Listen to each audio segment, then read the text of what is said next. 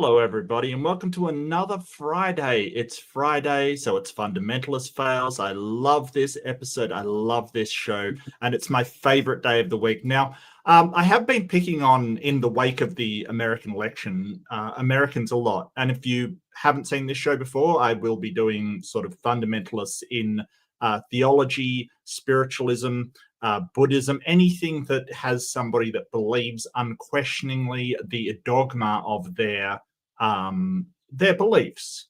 So what's dogma? Dogma is basically a belief or a set of beliefs that is inalienable. It is absolutely true. It is absolute truth and cannot be wrong. So a lot of the times in things like science, we will say, hey, nothing is ever completely proven, everything can be wrong. But sort of dogma stands out because it is inerrant. It cannot be wrong. And this kind of fundamentalist thinking is really what I rail against. But I have picked on the US people a lot. And hello, everybody. And I want to give a big shout out to Pragmatic Crystal, who does so much. She's been in the chat, dropping links, dropping bombs. Yeah, please. Thank you, Pragmatic. Oh, you are absolutely amazing. Yeah, that was something. I don't think Lupin's somebody I'm going to engage with again. He just doesn't have the necessary knowledge of A, the Bible, or B, evolution to have any kind of serious discussion with. I only really did it because he was just pestering and pestering and pestering. So some person in the chat, I don't know if they were joking, they said, you're kind of picking on him. He really wanted that himself. The lurkers are always welcome, Spooky, always welcome. But I did find, so this show today will be about mental health in particular, and that's a bit later on. It is focusing on somebody. I have not shared the channel because I don't think they deserve to have their link aired. It's a tiny channel, maybe like 12 subscribers and a dog or something. I don't know, but they don't deserve to have their channel linked, quite frankly. What they're doing is just putting out absolute nonsense for people, and I will show you that. But just to give you a sort of insight, we'll be discussing things like schizophrenia, psychosis. Now, I want to be perfectly clear up front. I'm not a psychiatrist. I'm not a psychologist. I'll be giving you my thoughts and opinions, but they're exactly that. They're opinions of somebody that is not qualified to sort of make any kind of diagnosis or any kind of prognosis or any kind of suggestions about therapy at all. But what I will say is that we've got to stop the stigma to people who are having problems in the mental health field. We've got to really embrace what they're going through and understand that they need. It's like people not being shamed for having a cold.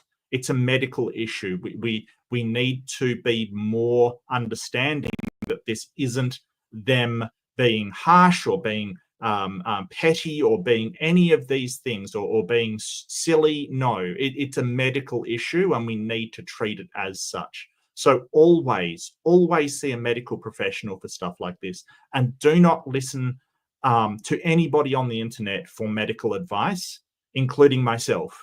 Okay, I'm not going to give you medical advice. I'm going to say, go see a healthcare professional.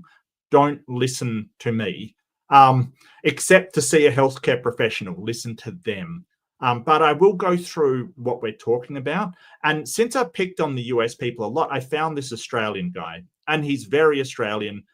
It's just a real worry that there are people coming out pretending to be experts. And the real worrying part is that he had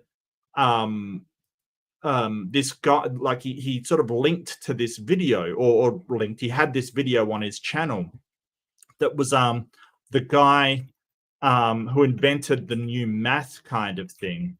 I can't remember his name. Terrence Howard. He had Terrence Howard on his stream. So I want to go through because I watched. Look, I've seen some Terrence Howard. It is funny, but like I hadn't seen this before, and quite frankly, it was just comical what I watched. So I wanna show you this clip that he had on his channel to set the stage. We've had a lot of conversations around fake experts, and I did see I think it was Secular Rarity. He sort of had this conversation on why don't people tell them that they're not experts on a subject and just giving their personal interpretation. Um, Terrence and Philip had a better Terrence. Yeah, Al, you're not wrong. You're not wrong. Okay, so I might jump into it. I'm not sure how long this will go because I just found this guy and I have to talk about it. It annoyed me. It really did take me aback what this guy was saying. So I want you to see this and see the confidence at which these people are talking. But we're all familiar with Terrence Howard, but I want to show you this. And this is what he put on it: mathematical fallacy. Is it now? Is it now? So I hope you can see me. If you can't hear, please do let me know. If there's any issues, please do let me know. Before I start, don't forget to like and subscribe, or as Al Trucker says, lick and describe. Okay, the fuck? The seal? The seal are you talking about? So thank you, Al. Really appreciate it, mate. But yeah, so let's get started. Let's get into it. And I do want to say for people in chat, if people are having any kind of mental health issues, any kind of issues in chat, when we're having these discussions, please do be kind and understanding in the chat. My mods, they will 100% bounce you if you're going to be horrible to someone who's having a hard time, right? And I 100% support that. People who are having mental illness, they need support. And I've been through a lot of mental illness myself. I've been through depression. I've been through anxiety, social anxiety. I've been through a lot. So absolutely no tolerance for people that are nasty to people suffering from a health issue. Any health issue, doesn't matter what it is. What's 1 times 1? 1 times 1 is 1, Terrence. 1 times 1 is 1. That's how multiplication works. 1 times 1 is 1. To multiply means to do what? To multiply means to do what? So this is the thing. Multiplication is the product of two numbers, right? So you've got addition is the sum of two numbers. Multiplication is the product. So it's kind of like groupings, right? If I've got one group of 1, there's only 1 in total. If I've got one group of 2, it's 2 in total. If I've got 2 groups of 1, it's 2 in total. Like, we can think of this as groups, like the there's 2 sections to it. There's the it's like a multiplicand and a multiplier, I think. God, I'm not fantastic with math, I got to admit. But there's 2 sections to it. There's the it's like a multiplicand and a multiplicand, and the other is the multiplier. Yeah, so one is the sort of base number, and one is the amount that you're multiplying it to. So all it is just the base number, and then the multiplier is the amount of groups of that base. That's all it is. To make more, right? Yes. Increase the number? Yes. No, multiply, that's a colloquial definition. No, that's like when people multiply, they make more, but that's not this is a problem that they're using words, like they're using colloquial words and how we use them in ordinary language and applying it to something technical. And we see this all the time. We see how many times have you had a theist say to you, oh, you think the universe came from nothing? And it's like, yeah, but the nothing that was described by Lawrence Krauss isn't our everyday use of the word nothing, like no thing. He was using it in a technical way. So this is This is just conflation of the meanings of words. That's all it is. Multiply? Yes. How can 1 times 1 equaling 1 be part of the multiplication table? Because it's one group of one. This isn't hard, Terence. It fails to satisfy the term multiply. It doesn't multiply, does it? What's an action times an action? You got some weed. No, I'm asking. I'm asking reason. What are we doing here? Left-handed Jedi gifted 5 readerships, and give me 1 sec. I'm gonna read them out. Thank you so much, Left-handed Jedi. You are so appreciated, mate. You are a champ. So Arpsman, Anarchic Fox, Jason Jacoby, Sparrow. That's 1, 2, 3, 4. I think you've been gypped out of a readership there. Has everyone got their like gift memberships turned on? Come on now. Gift memberships turned on. Has anybody got it? Everybody, turn it on. Well, that's 4. That's fine. Hey, Deviant. We can't say that word. Wait, what can't we say? What word? What word now? Did I? Maybe it maxed out. Yeah, maybe it did. That's okay. It's really annoying. I just, yeah. I don't know. Yeah.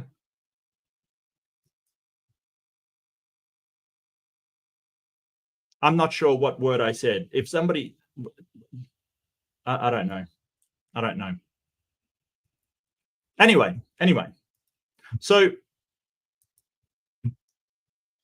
let's get this up. So basically, multiplication is just groups of numbers, right? So multiplication doesn't mean to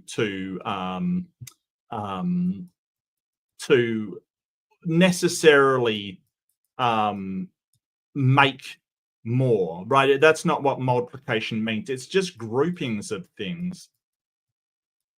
Whoops, I cannot draw. So 1 times 1 is just a dot of 1 in a group of 1. So the total is 1. 3 times 2 is just a grouping of 3, or 3 in a grouping of 2. Total of 6. 4 times 3, 1, 2, 3, 4. 1, 2, 3, 4. 1, 2, 3, 4. It's just 3 groups of 4. It's not rocket science. The total, if you add them up, is 12. Like, it doesn't, like 1 times 1, of course it equals 1 because it's one group of 1. But here's the thing. Can I wipe this board? Clear board.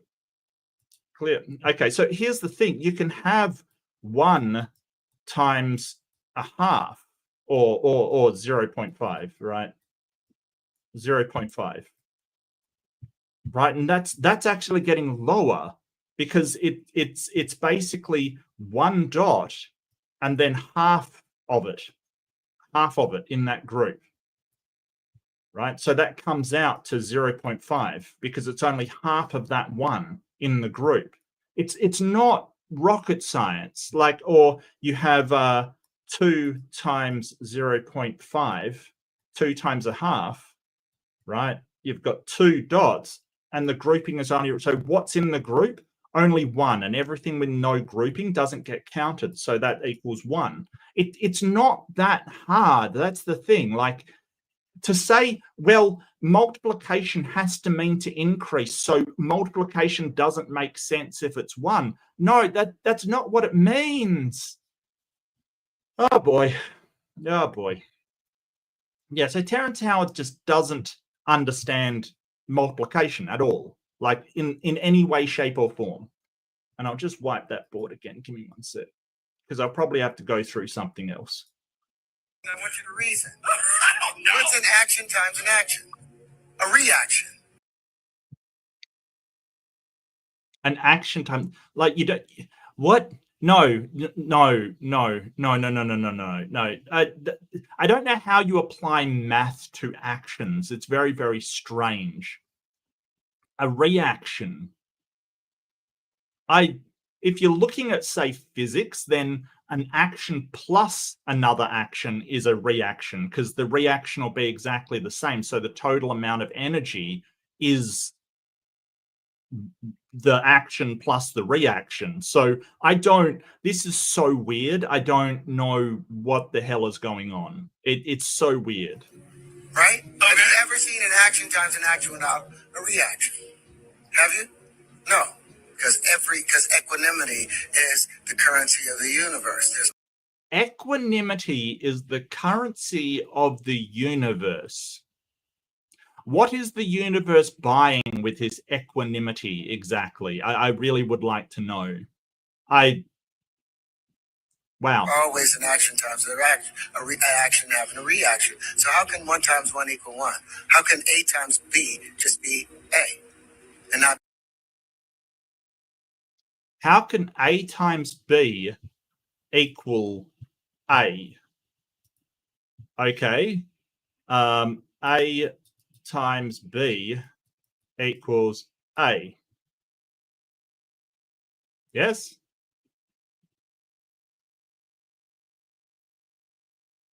Well, if B is 1, A times 1 equals A. Yeah, that checks out.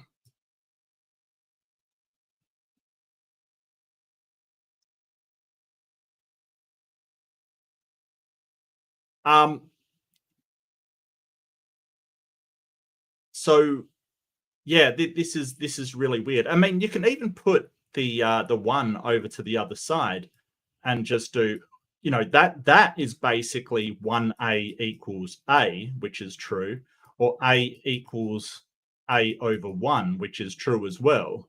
Like, all of that works out. Hey, Jess, I was going to send you a message, Jess. I haven't seen you in ages. I hope you're well. I hope you're doing all right. It is fantastic to see you. So yeah, I don't see, like, if B was a different number, yeah, you wouldn't get 1. But that checks out. It all checks out. I don't understand. What happened to these are late night conversations. These is the beginning of our understanding. It should fit. What kind of calculator you got? What kind of phone you got? iPhone. Okay, go to your calculator. Whatever the new one. No, go to your calculator. Go to your. Okay, so go to the calculator. Do you guys even want to see this anyway? All right. Yeah, I got you. You got iPhone? What are we doing? I want both of y'all to do 2 separate things. I'm going to do the same thing to start with. Turn it to the side. Okay. All right, now I want you to both hit the. Computer speakers. Yeah, I think that's the way the guy uploaded it. There's not a lot I can really do about it. Give me 1 second. I'll try and boost the volume, but I think it's sort of how he uploaded it. So I might not have a lot that I can do about it. Let me try, though. I will give it my best shot.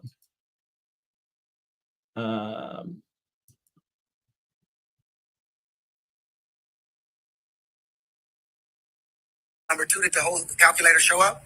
Hit number what? Hit the number 2. Number 2. Go to the square root. It is the second column from the left, 3rd row. It'll have that thing. All right. 1.4. 1.414213563373095. Holy now.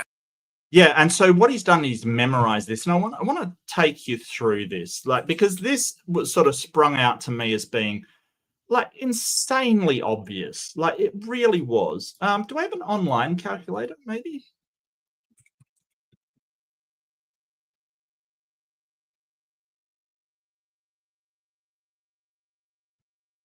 Yeah, I'll see what I can do. Give me 1 sec. I'll see if I can play around with it, or I'll just run the thing off of the internet. Maybe a better idea. Give me 1 second. What are we at? 153. Okay. Where is it?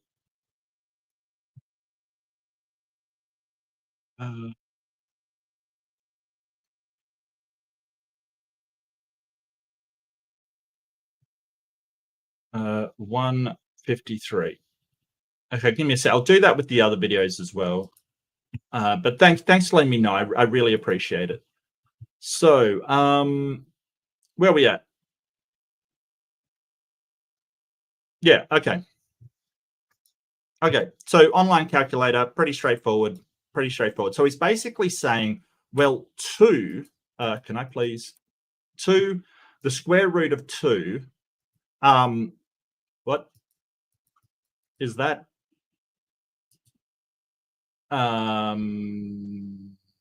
Square root of 2, is that the way they want? Okay, that's weird. Okay, so that's the square root of 2, right? So 1.142135, etc., etc. And he memorized the numbers. So he's not stupid. He's not a dumb guy. This is the crazy part. He's actually got a very good memory insofar as memorizing numbers is concerned. But basically what we do, and does this have a memory function? I tell you what, I've got a memory function. Copy. So here's the thing: when you do times 2, you get 2.28427, right? Roughly, that's what you get. But when you, oh come on, it can't paste there. Okay, so when you get, I forgot. Square root of 2. So this number, when you also put it to the power of 3, you get the same number. And that's what he's talking about. How can you raise something to the power of 3 and have it the same as times 2, right? This is what he's pointing out. This is where he thinks math is flawed. So let me go back to it. That's muted. Two separate things now. Two separate things. I want you to multiply it by 2, hit times 2, equal, don't you do it? Okay. And I want you to hit x to the third. X to the third, it's going to be... Times 3? No, x to the third. Oh, X. Oh, okay, I see it. Yeah, I got you. All right. Spoiler alert, he does not see it. 1.1. No. You didn't hit x to the third. Yes, I did. If you hit x to the third... Oh, I'm sorry. You're right. So go back again. Okay, so now... Here's where you are. Yeah. I'm good. 2, Square root, and hit x to the third. All right, 2.82. 427. Yeah, so yeah, I don't think it's common sense. I think that's intuition. I think that smart and logical aren't the same thing. I think that is really where we're at. He doesn't know how to sort of use logic to look at things sort of in a rational way. He's just sort of making stuff up. But you're right. So, you know, intelligence is really poorly defined. It's incredibly poorly defined, and it's kind of given as the ability to process new information or assimilate new information into to learn new things, basically. So I think it's completely it can be really arbitrary and really misleading whether somebody is right. They're smart, so they're right. And we have this problem all the time. We have Newton, who was absolutely a genius. There is no doubt about it. He invented calculus. He was a genius of the highest order, and also believed in alchemy and tried to turn lead into gold, and was completely wrong about so many things. A lot of people, especially lately, have accused me of you know, I pretend to be an intellectual and I pretend to be smart and all this stuff. I do not feel smart. Okay, I don't. I'm really sorry. A lot of people have told me that. I personally don't. I feel confused a lot of the time. A lot of the time I'm confused by a lot of things. People confuse me. Certain things confuse me. A lot of things confuse me. I don't feel like I've got this massive advantage. And people tell me that, and I personally don't see it. Like, I just don't. People say they do. Great. I'm not living that experience of being on another plane or anything. I really don't. So it kind of annoys me when people say, well, you pretend you're so smart and stuff. And I'm like, I don't even think that I am smart. So I don't know what you're talking about. I've never claimed to be a smart person, ever. And you can watch my videos. I don't. I'm confused a lot of the time. I don't know a lot of things. I am aware of my limitations, and people seem to think I'm smart. Okay, great. Fantastic. That doesn't mean I'm pretending to be anything other than what I am. And if that's a problem, I don't know what I can do, because I am what I am. There's nothing else I can be. So it's kind of this weird place that I'm in, where I get accused of pretending to be smart or claiming to be smart, which is something I've never claimed. And intelligence is so poorly understood anyway, I'm not even sure what I would be claiming. I don't even know. I'm so confused by the whole thing. Yeah, so I'm just going to let play on for a second and see where he's headed with this, because trust me, it gets really dumb. 71, 21, 74, 61, 90, the same value you got. Yeah. By multiplying it by 2. Yeah. And he just cubed it. Divide it by 2 again. Both of y'all. Divide it by 2. No, divide by 2. Hit equal. Now, cube it again. Hit x to the third. Yeah. You see that loop? Yeah. That's saying x cubed is equal to 2x, which is equal to x plus x. That's an unnatural equation. That's a mathematical fallacy. That's the beginning of your math. X cubed, like 2x is equal to x cubed. Well, only if x is a certain number. Look, okay. So what's he doing here, right? So you've got the square root of 2 equals 1.4. I can't remember the rest of it. 4142. 142, right? Or it's approximately that, with some other decimal places afterwards. So he's basically doing the square root of 2, right? Is that number? Sure. But then he's sort of saying, hey, well, this number, the square root of 2 to the power of 3, right? That equals 2.8284 and some numbers, which is true. That is true. But also the square root of 2 times 2 equals 2.8284, right? Which is the same number. So the square root of 2 times 2 is equal to the square root of 2 to the power of 3. So that one equals that one, which is also true. And let me show you how that works. So the square root of 2 to the power of 3 equals the square root of 2 times 2. Right? Well, what we'll do first is we'll expand this function right here. Right? So if you've got a cube, you've got the square root of 2 times the square root of 2 times the square root of 2. That's basically what you're doing here, right?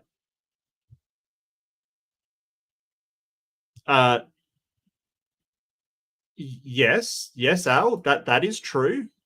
That is true. 2 to the power of 2 is 4, but that's cubed. The 2 times 2 times 2 is cubed, not squared. So 2 to the power of 3 is 2 times 2 times 2. The root of 2 squared is 2. Yeah, absolutely. So what I'm going to do is put brackets. If you do that in brackets, it's basically that is the square root of 2 squared, right? So it equals out. Okay, so it equals out. So basically what that equals, right, is 2, because that cancels out. That is a square which cancels out the square root. So it's 2 times the square root of 2, right? Now, the other one, can I change this eraser size? This eraser sucks. You know what? I'm just gonna thingo it. So that, whoops. Okay, I've mucked up. Times 2. So we've shown that is 2 times the square root of 2. Okay, so what do we have there? That, right? That is exactly the same as that. Right? That's exactly the same equation. That is the square root of 2 times 2. Yes, it is. Those two things are exactly the same, right? So what he's doing is he's taking the square root of 2, and then what he's doing, he's basically squaring it again with this, and then timesing it by another square root of 2, right? So he's basically getting this back to 2 and then timesing it by itself, the square root of 2, which is the same as the square root of 2 times 2. It's exactly the same equation. So it should have the same answer. And he finds that mystical and magical. It's not. It's not. The reason why is that if you say take the square root of 3, right? The square root of 3 to the power of, I think to the power of 3 equals the square root of 3 times 2. Is that right? Give me one sec. Hang on, 3 times 3. That comes out to 3 times the square root of 3. I think so, yeah. So, no, 3 times square root of 3 times 3. No, that's wrong. So basically, what he's essentially doing is he's basically doing the square and then adding another times, right? So if you times 3 here, it will come out to exactly the same because you're returning this to 3 and then timesing by another square root, okay? It's timesing by another square root. So that'll be the same. The square root of 4 to the power of 3 will equal the square root of 4 times 4, right? Because all you're doing is sending that back to 4, right? You're sending that back to 4 by squaring it, right? And then adding another one of those to there as the third power, right? That's all you're doing. That's all you're doing. It's not rocket science. It's not difficult. It's simple math. And honestly, I am not great with math. I'm not a professor of math. I didn't do any kind of degree in math. I have an IT background. I don't, subnets and things is I've done intro calc. That's about all. This is not that hard to understand. A lot of people have problems with math. I get it. But it really is not surprising. It's not this mystical thing. It's not this thing that ruins all of math. It really doesn't. It's just we get these oddities in math that look profound, but really they're just the way that math works. And they're beautiful. It's amazing. But it's not deep and substantive. It's not math failing. Homeless in Melbourne. Look, I'm so sorry to hear that. Much love. I'm on the autism spectrum. I do have ADHD. I found out there's a new term for that. It's AUDHD. It's basically two of them together, and I'm glad they're realizing it. That this thing. I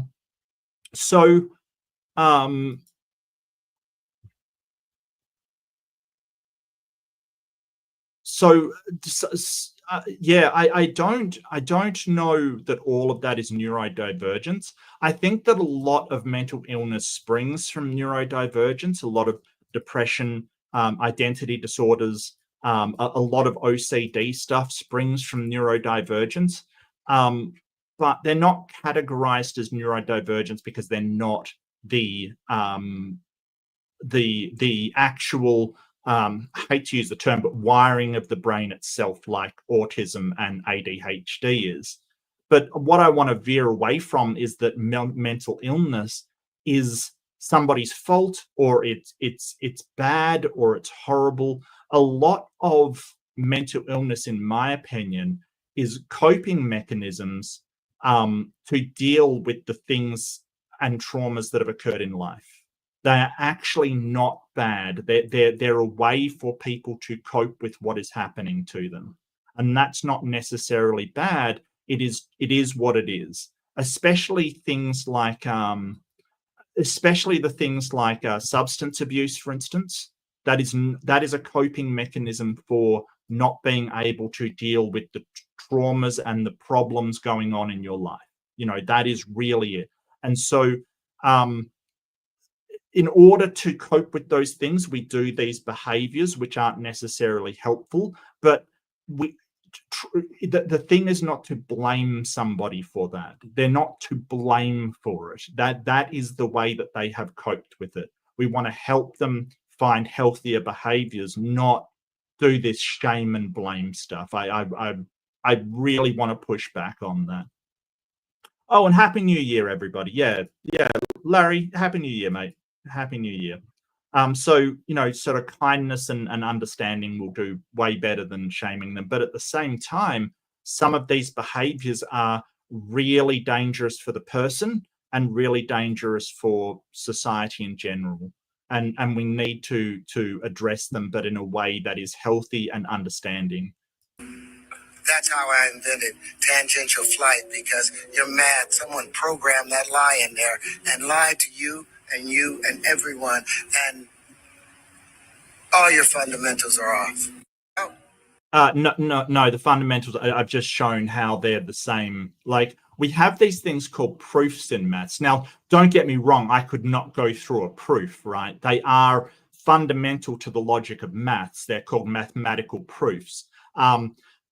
My wife's mother has a doctorate in math. She would put me to shame on mathematics. Incredible, absolutely incredible.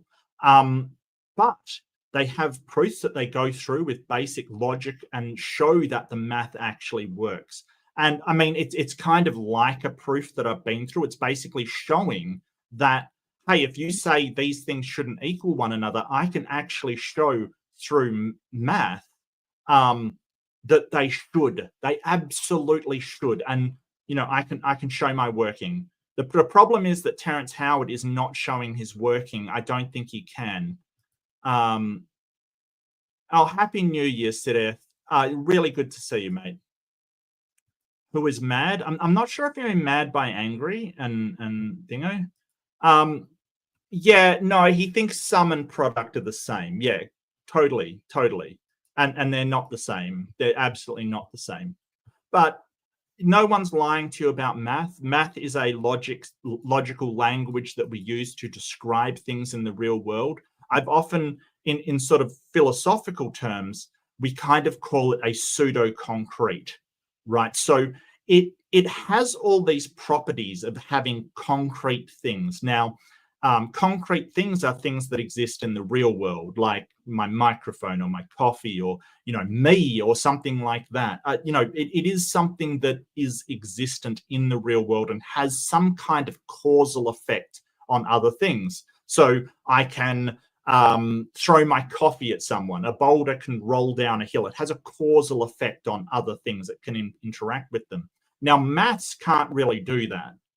It describes the real world really well, and we kind of treat it as if it is a real thing, but it's not. I can't give you a 2, right? It's purely descriptive. It is purely a language. If you're saying that the equations that we use are these actual things, well, they're not. They're kind of approximations to the nearest we can make them on the physical laws of the universe. And that's why we refer to it as a pseudo-concrete, because maths, in fact, describes the thing. It isn't the actual thing itself. It is a descriptor. So is there a equation somewhere in the back rooms created by some mystical being? Not to my knowledge. Who knows? We don't know that. There's no reason to think that. Oh, I did not know that. That's awful. Happy New Year's, NetTube user. Yeah, Happy New Year, everybody. To me, it was like a couple of days ago, so it's kind of passed a little bit. I guess it's not too late, right? Happy New Year, everybody. I hope it goes really, really well. Now, I'll get the next video up from this guy, and I want to emphasize just how irresponsible this person is. Like, it really is irresponsible. I don't like it at all. And I want to point it out because it is not cool. And this is an Australian guy. And just to show you that, yes, crazy ass Australians exist as well. Who would have thunk it? Who would have thunk it? Yes, crazy ass Australians do exist. I'm just getting a little bit organized here because I can't seem to get my sound exactly where I want it. So I will grab it from YouTube instead. And there's a very good reason why I sort of pinned the comment saying, see health professionals if we are struggling. I highly recommend. The other thing I will say about my journey or my mental health journey is that it sometimes takes some time to find somebody that you really gel with and that can help you. Just be aware of that. It's not like I had to go through a couple of people who are really awful kind of thing before I got to people that understood and could actually help me with what I was going through, diagnosed me with autism and ADHD, and then once you understand what you have, you can put into practice some tools for managing your symptoms, essentially. So this is, what's the dude's name? I don't know his name. His channel is called Divine Alchemy Yoga. Oh, yeah. There's a series of words you want to hear in a row, right? Divine Alchemy Yoga. And he's talking about Kundalini. Now, Kundalini is apparently sort of a meditative spiritualist practice that it has something to do with the serpent through your body, the chakras, basically. So it gets all very, very wooey. Let's just say it's woo, okay? And what this guy is proposing is so inherently dangerous. It's absolutely crap. So I'll start running and we can listen to, and keep in mind, this guy isn't a doctor. He isn't a medical professional. He is just some random on YouTube. And this is what I really want to push back against. Instead of coming out and saying, hey, this is what I think, but do see a medical professional, he's saying this is how we should treat people. And so I'll just let it run for a second. Hey guys, I've got something very big to drop in this video. A very, very big truth that's going to shake up the entire mental health system and the way. Yeah, I don't think it is. Oh, look, homeless in Melbourne, seriously, it's okay. I know people give what they can. It's fine. I'm totally fine. I'm not going to guilt people. I'm not going to, you're very welcome. Just your presence is enough. That's okay. I'm not one of those people. I just, if you can, fantastic. I really appreciate it. It helps me out a real lot. If you can't, that's okay too. That's all right. It's not a problem.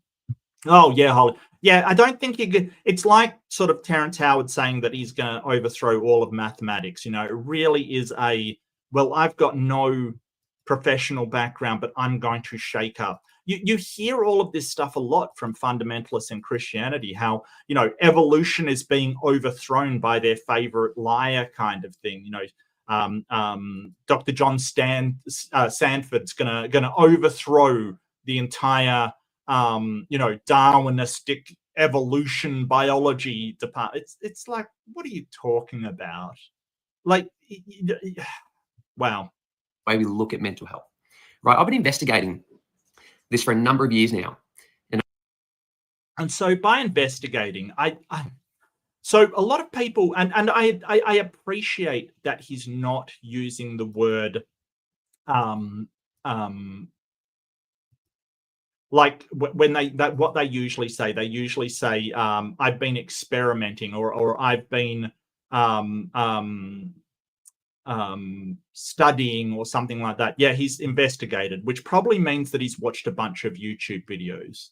And so you can get the rise of experts that know nothing about the subject is actually pretty, researching. Thank you, Deviant. I was looking for that word. Yeah, researching. I've been researching it, which when creationists say it or spiritualists say it, or all these people say it. Flat earthers are another one. They do research I would never say that I research things, right? It's just that word is so loaded in science. Like research is usually scientific investigation into novel uses of a field or a theorem or something to do with that science. So when you're doing research, you are actually trying to find out something new about that field. You're not just going onto YouTube, watching a bunch of videos and going, oh yeah, that sounds cool. I've been researching it. No. Standing for Truth just had a video about that. Yeah. And I kind of wanted to do that video today, actually, Left-Handed Jedi, but Grayson did like this monumental, he tried to do a 24-hour stream. He got pretty far. It was like 7 hours or something, which is quite frankly a Herculean effort when watching Donnie. But Donnie and Matt, they've been really dishonest lately about their stuff. And I've been going to all these places, speaking to different people, psychiatrists, speaking to people in the psych ward, sort of interviewing them, asking them questions. I've been to all sorts of different places, aged care places. I'm not sure you should be allowed to interview people in psych wards. I think that if you're some kind of spiritual guru, you probably should be kept away from them for good reason. Playing into people's psychoses and delusions is not a good idea. It's not. But again, I'm not a psychologist or psychiatrist. I really recommend seeing mental health professionals and let them decide what is good for the patient and what isn't. I know that we have a flawed system. It's not the best. I'm really very cognizant of that. Absolutely. But it really does way better than any of the systems that preceded it, where we thought it was divine judgment or something supernatural. The best thing, in my opinion, we did for mental health is get supernatural things out of it. That is the best thing we ever did for it. We know that there are antipsychotic medications that can help people, and they do need them sometimes. I really am, when religious people try to convince people to stop taking their medication, that is wrong, so wrong. I am so upset when anybody does that. It is so wrong. And I've been trying to figure out, like, what is going on with this mental health thing. Like, mental health, there's such a crisis of mental health in this country, in Australia, in the West, in all Western countries. And I've been trying to figure out for ages, like, what is actually going on? Why are all these systems broken and not working and actually creating more harm than good? Okay, so I really want to push back on the creating more harm than good. So, so this mental health crisis kind of thing, for a start, we didn't really have the tools to diagnose people before now. Here's the thing, like, we really used to just throw people in sanitariums. That's essentially what happened. And mental health issues were still around. They just weren't called mental health issues. Like, you had Uncle Charlie with he was called eccentric. He was just an eccentric guy who, washed his hands 5 times before he had dinner kind of thing, and couldn't start dinner without it. Oh, well, he's just an eccentric. He's just, a really eccentric guy. A lot of the stuff wasn't seen as mental health issues, especially in the past. They were seen as spiritual issues, for instance. And that is still a problem within churches today, that mental health issues are seen as spiritual issues and not counted in the tally of mental health concerns. So I don't necessarily think there is a greater amount of mental health issues today. I think that we address more, treat more, and are able to recognize mental health issues. And that means that people are like, well, there's suddenly an epidemic. No, there was always mental health issues. We're just learning to recognize what they are, diagnose, and treat them. That is all. And we're understanding that, in the past, it was that if you had a mental health issue, that was you. You had a problem, that was your problem. Now we're kind of understanding that these are behaviors that have arisen from something happening to you not your choice, not you deciding to do this, not your, it's not a problem with you necessarily. It's a behavior that is disruptive to your own life, but it is a response to something else, some trauma, some kind of issue, some neurological issue. There's a whole wide range of reasons. So I don't think that's necessarily true. But, you know, the whole thing of, look, it may be that mental health issues are on the rise. I am reminded of Siddharth what was his name? Jiddu, I've forgotten his name. Krishnamurti? I'll never forget it. I read some stuff of him. Jiddu Krishnamurti. He was a intellectual in India. He was a philosopher, speaker, and writer. Now, he did get into the spiritual, but really his idea of spiritual was kind of like that secular version of well-being and mental health kind of thing. Now, I'll never forget what he said, and that is that it is no measure of health to be well-adjusted to a profoundly sick society.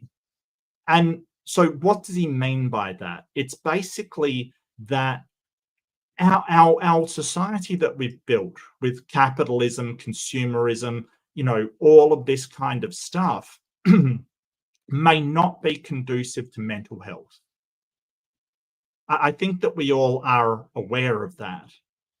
It doesn't mean that if you're well adjusted to it that, you know, there's something wrong with you. No.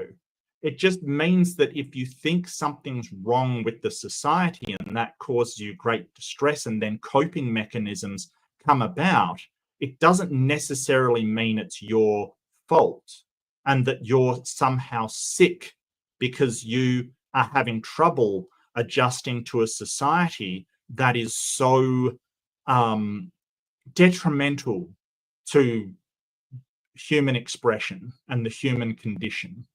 You know, none of that is your fault. So it's kind of just looking at it in a different way, that our society may be producing this rather than us just leaning towards it on our own. Will society change? Probably not. Can we learn tools to allow us to adjust to this society? Absolutely. There are tools that can help. There are strategies that can help. There are things we can do. And partly that probably is what mental health is about. But again, I'm not a psychologist or psychiatrist. That's just my opinion. What is actually going on? And what is this psychosis or like schizophrenia and these mental illnesses? What are they? Well, they're two very different things. Okay, so he's talking about psychosis like it is a different thing than schizophrenia. Psychosis is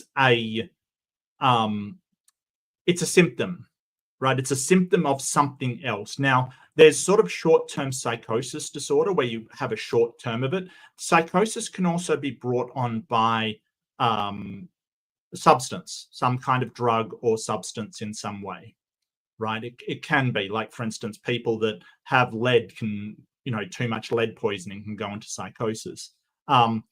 But the same is also true of weed, right? So marijuana, it's not a popular thing to say, but it is true that marijuana as a drug can and has been known to trigger a psychotic episode, right? So be aware of that if you are, you know, trying that for the first time. Of course, I'm going to assume it's legal where you are, but if you are, have people that you trust, that care for you, a good environment for you that can be supportive, because some people have a bad reaction. It doesn't mean you're going to. You have to have the predisposition for it, but it can be a trigger, and we have to be aware of that.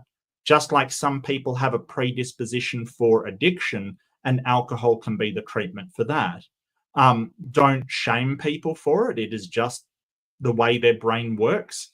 And it does not sit well with that substance, just like addictive people does not sit well with gambling or alcohol or a number of other things that may cause that part of their brain to you know. But any substance you are trying for the first time, be safe, be with people you trust, okay? for instance, there are some more dangerous ones. For instance, LSD is the thing about that one is that it can make you incredibly prone to suggestion. Right, someone can suggest something to you, like the sky is a different color, and you will actually see it. You'll be incredibly prone to suggestion. Right, you can convince people of things very easily. So be with people that you trust. You can convince somebody that they're in hell or in a horrible place or going through these things. It's very easy to do while under that one. Right, so all of these have distinct problems with them. So being safe and taking care of yourself and taking care of your friends is really important. I cannot stress that enough. Be safe. But at the same time, don't worry too much. Just have your trustworthy people around you. So yeah, absolutely, Andrew. And most people will never experience anything. But what is psychosis? So I want to pull up this sort of NIH thing, right? Which is what is psychosis, right? So it's basically a behavioral change that occurs from seeing or hearing or having something happen to them that makes their state of mind change, essentially, and basically their perception of reality is not the one that is actually reality. It is a distorted perception of reality, completely distorted. So they're delusions, right? So delusional perceptions, basically. So suspiciousness, trouble thinking clearly and logically, withdrawing socially, unusual or overly intense ideas, strange feelings, or a complete lack of feelings, decline in self-care, disruption of sleep. And this is the big one, difficulty telling reality from fantasy, right? So they may believe things that they are actually, they've come up in their mind that this person is doing, is a spy or something, and they will believe it, even though there is no reason to believe that. They have so much trouble with that. And of course, emotional disruption, anxiety caused by that lack of motivation and difficulty functioning, right? So that's sort of the general symptoms associated as sort of co-symptoms with psychosis. But all kinds of things can cause it. So sleep deprivation can absolutely cause. I don't know if you've been without sleep for a while, but your brain starts to get funny. It starts to think weird things, and you may think things that are not in fact true. Prescription medications and misuse of alcohol or drugs. Schizophrenia is a big one that can cause sudden psychosis that is very frightening to people. But yes, qualified mental health professional, I cannot stress that enough, for assessment and diagnosis. Coordinated specialty care. So all of this stuff he's really describing a symptom, and a symptom I think he's trying to associate with schizophrenia, but schizophrenia or schizoaffective disorders, there's a whole bunch of schizoaffective disorders. They're not psychosis. That's just one symptom. There's also other symptoms associated with it. So anxiety, emotional disruption, depression. There's all kinds of symptoms that come along with schizophrenia. So he's kind of just misinterpreting the symptom for the illness. And it's wrong. Like, he's just wrong. And I have figured it out, guys. I have figured out the truth. And this is coming straight from the divine, right? Straight from the divine. Okay. Psychosis, what they call psychosis, people suffering with psychosis, right, is actually a Kundalini awakening, right? So a Kundalini awakening, I couldn't find much on this. It's not, surprised. There wasn't a lot of literature on it, kind of thing. I could not I could not find a lot of actual literature on it. It really is just a form of meditation and yoga that is somehow linked. There was a paper from Science Direct on Kundalini-like experience of psychopathology, right? So it's basically saying that that Kundalini can be looked at as a psychopathology, so basically a type of psychosis. And I did find some stuff, and I'll see if I can find it here.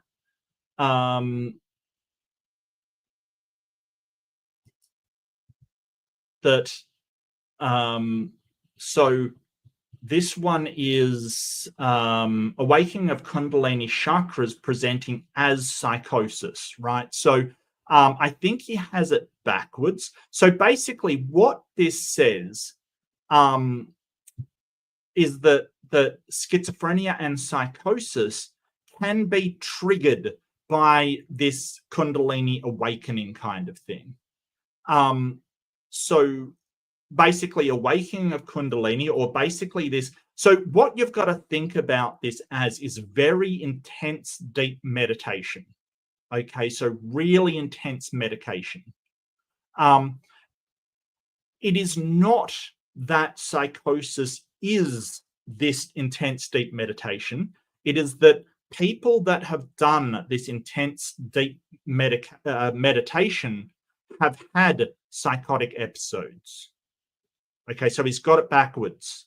He thinks that, hey, psychosis is this awakening. No, it's this awakening can be really dangerous if you're not prepared for it, or you're not in the right frame of mind, or you are, if you are have a predisposition for that kind of thing, it can lead to these negative effects. That's not to say it's all bad. Look, meditation is a good thing. Being able to clear your mind, meditation is good. You know, therapists recommend it. You know, psychologists recommend it. It is a good thing to be mindful. And mindfulness is really what it is. It's basically letting those thoughts about the past and present go, and just being in, being as yourself, by yourself, and not focusing on anything, just letting everything drift out. It's not a bad thing, but things like this can definitely be harmful if you don't know what you're doing and you just try to do it. They kind of really recommend, if you're going to do, you know, really deep meditation and this kind of stuff. So they're talking about Kundalini psychosis. So when these people have shown psychosis after the meditation has triggered that, obviously they had a predisposition to psychotic episodes, they showed a good response to antipsychotic treatment, including drugs, basically. So we kind of know that it's not a spiritual awakening because we can treat it just as we would any other, you know, substance triggered psychosis or any schizophrenia triggered psychosis. We know we can treat this. So the whole idea that it is some kind of, that all psychosis is some kind of spiritual thing is actually quite wrong. And you know, obviously this guy has no idea what he's talking about. But you know, it's fundamentalist fail. So what did you expect, really? You really expected people on here to know what they're talking about? How dare you? And this is so incredibly obvious, and I don't know why no one has figured this out sooner. You know, because it's not true. Because there's nothing to suggest that psychosis is some kind of spiritual awakening. Nothing at all. And the fact that the best outcomes that we have is by clinical treatment and not some kind of spiritual retreat, I don't know what you want out of them. I have never heard anyone talk about this, but there's no bridge between East and West when it comes to medicine. It's sure there is. Of course there is. Like I said, therapists will recommend meditation. Therapists will recommend, you know, mindfulness, and yoga is recommended. Hell, I've seen mental health treatment centers that have like weekly yoga kind of thing. What are you talking about? There's nothing wrong with yoga. So the reason why yoga is so good, not just because physically it's good, and we know that physical exercise is linked to mental health. We know this. It's not a mystery at all. But also, what yoga does is it basically gets you to focus on your body, how it's moving, all of the different parts, the position of it. It basically is mindfulness. And mindfulness is letting go all of those thoughts and just focusing on the sensations and the environment and yourself, everything around you. So eating mindfully, for instance, that's basically eating slowly, tasting everything, slowing down and focusing on the sensations rather than the thoughts that are going on. So, I mean, I really like this myself, just personally. I think that, you're going to lunch and you want to get, you're thinking about work and you've got to get through it, and you're just, swallowing it down and not thinking.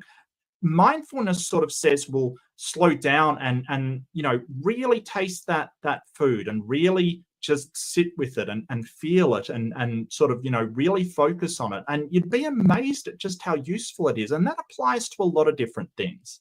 I do know that an anxiety exercise I had was called 5 senses. Now, it may be useful to you, maybe not. It was incredibly useful to me. It's like you basically sit, breathe, you focus on 5 things, like just look at 5 things with your eyes, right? Just 5 random things, doesn't matter what they are. You just look at them and you really absorb them. You look at the shape, color, what it looks like in texture, just everything to do with it. You then sort of hear 4 different things. You just sort of focus on 4 different things that you can hear around you. You then go to sort of feeling 3 different things, like my shirt on me, my arms, feet on the floor, just whatever it is that first occurs to you, but really focus on what you're feeling or seeing or hearing or whatever. Then sort of 2 things you can smell, and then 1 thing you can taste. And by the time you've gotten to that 1 thing, that is essentially mindfulness. It's being aware of your environment and you and everything like that. It's very relaxing to me. I don't know if people find it useful, but that is a technique that I have used to calm me down in the past when I'm anxious about things. Worried about this, worried about that. Look at 5 things. Look at hear 4 things. Feel 3 things. Smell 2 things. Taste 1 thing. And by the time that is all done, usually you are very calm.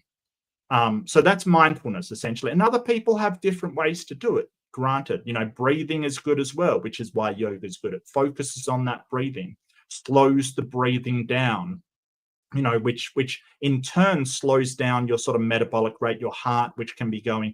It just slows you down. And it's all good. It's all a good thing. But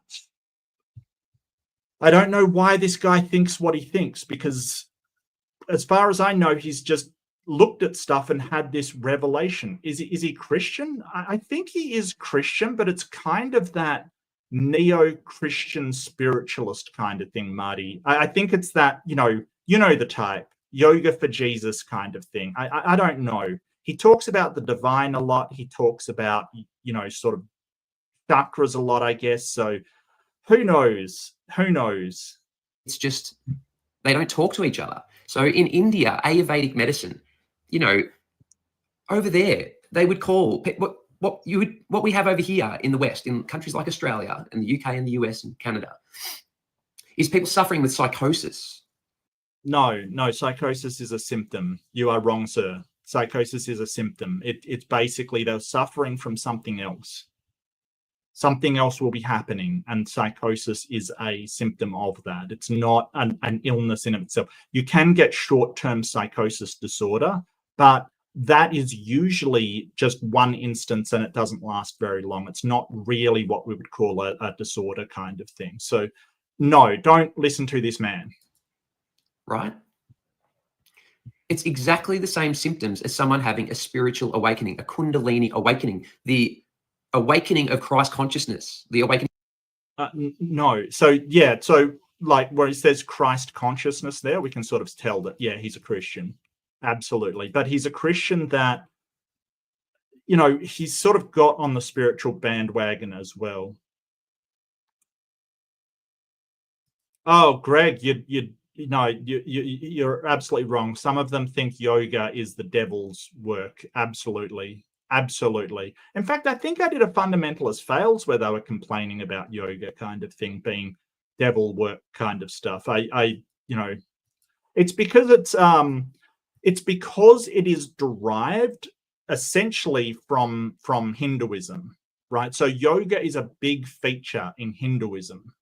It is a big spiritual thing, and it's not, as Marty says, it's not of God. It's a competing religions practices to them. Like, not many people. Okay, I'll revise that. Almost no person I know that does yoga does it in sort of the tradition of Hinduism. They don't believe in it like that. They may have spiritual beliefs. I certainly won't sort of contest that. They think chakras and, you know, flow of energy and things like that, but they don't have a religion associated with it. But that doesn't matter to Christians. It's basically, it comes from a pagan religion, therefore it is evil, essentially. That's the rationale. A Buddha consciousness, the Christos. Okay, all the different religions have different names for it as well. But even Christianity, like, they know about the Christos and the Christ consciousness. Look, my yoga teacher, she was sort of a bit wooey, like she believed in energy and things like that. I get it. But she was very understanding. I'm like, hey, I don't believe in spiritualism. I don't believe in, you know, energy. I'm just doing this for exercise and because it's good for my body and it's good for my mind. And she was like, yeah, no problem. No problem at all. She can talk in you know, and then she switched to, hey, if you think of energy as where your feelings are going or the way that your nerves are behaving, you know, that she can talk in those means. Like, all of this can overlap. You get out of it what you get out of it. And, you know, I had no problem getting along with her. Anyway, so if you've got someone, if you're suffering psychosis, or if you know someone that's suffering with psychosis. I have known a few people that have suffered from psychosis, and one was a guy suffering from schizophrenia, and he had to get the care he needed, which was sad. It was sad, and we really felt for him. I'm not sure that telling him that it's a spiritual awakening when he has intense paranoia is a very good idea. I think that's fucking dangerous, quite frankly, and it really makes me mad. Okay. They are not going to get the help that they need here in this country, right? Unless they're very lucky and they just happen to find. But I haven't found anyone that understands the Kundalini spiritual awakening, you know, in the West. I've never found anyone in Well, I think there's people that understand it, but people understand that when you're like, they are not the same thing. Having a psychotic episode and having a spiritual awakening are not the same thing.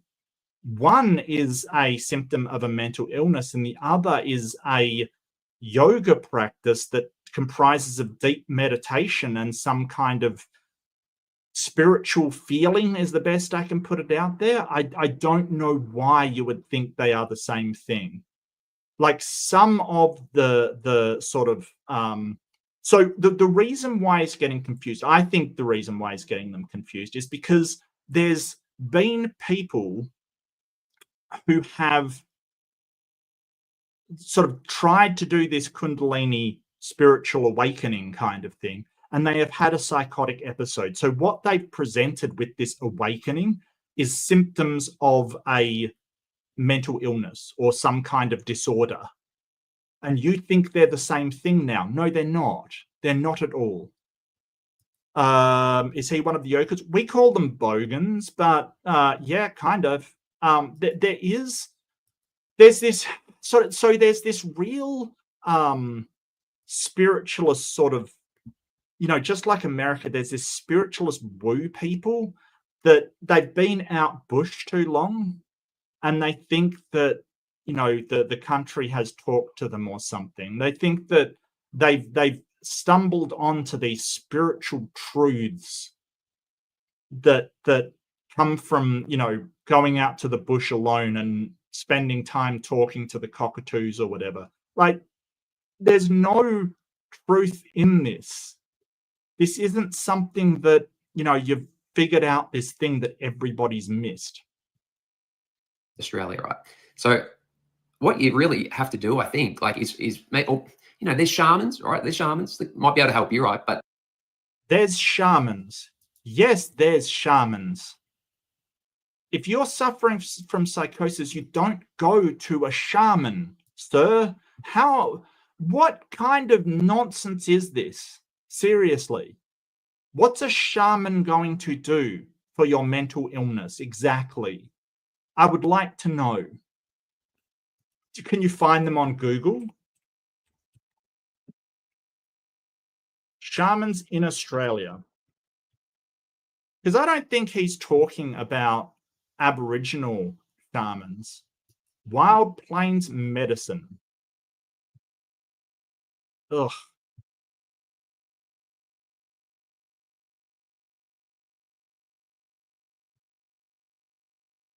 Shamanic tradition. Okay.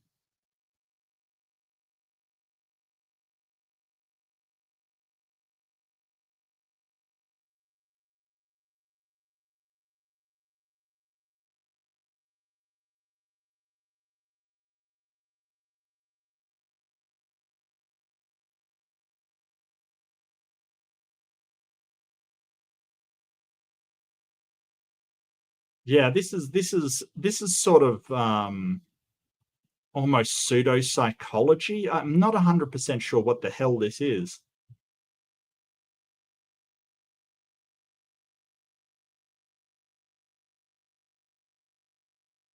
Our healing tradition. Ugh.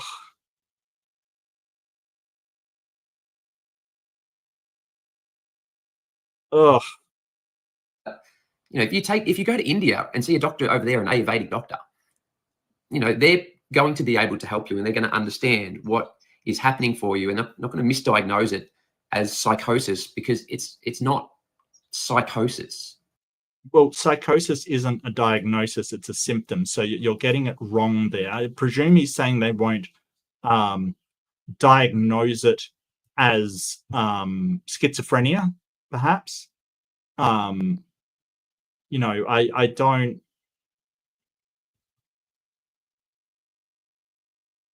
don't know why. But here's the thing, like, so the avianic tradition is sort of avianic medicine is sort of the it's sort of historically it's been an ancient Indian, and by Indian I do mean India, not sort of Native American, but it's sort of an Indian medical tradition centered around Hinduism. So let's get some actual science on this. So aviatic medicine, is it safe? Some aviatic preparations may contain lead, mercury, or arsenic in amounts that can be toxic. A few studies suggest that aviatic preparations may reduce pain and increase function in people with osteoarthritis, or manage symptoms in people with type 2 diabetes. Most of these trials are small, not well designed. There is little scientific evidence on Ayurveda's value for health issues. So it's an Indian system and a holistic approach, which isn't necessarily bad, right? Like, it's not necessarily bad if they're doing things like, mindfulness, yoga, diet, lifestyle. That's all good things. But the whole idea that you can have someone with severe mental health symptom like psychosis being sent to somebody like this is just ridiculous. So they recommend don't use this medicine to postpone seeing a conventional healthcare provider. So do go to a healthcare provider. This will not substitute for actual medicine. And it always reminds me of that sort of a joke, which is sort of what do you call alternative medicine that works? Medicine.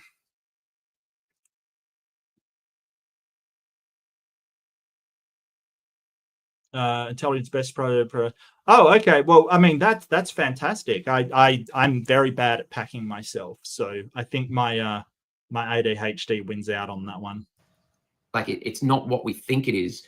It's not suffering. That's not necessarily what it is. That is one part of it. So problem-solving ability is one part of it.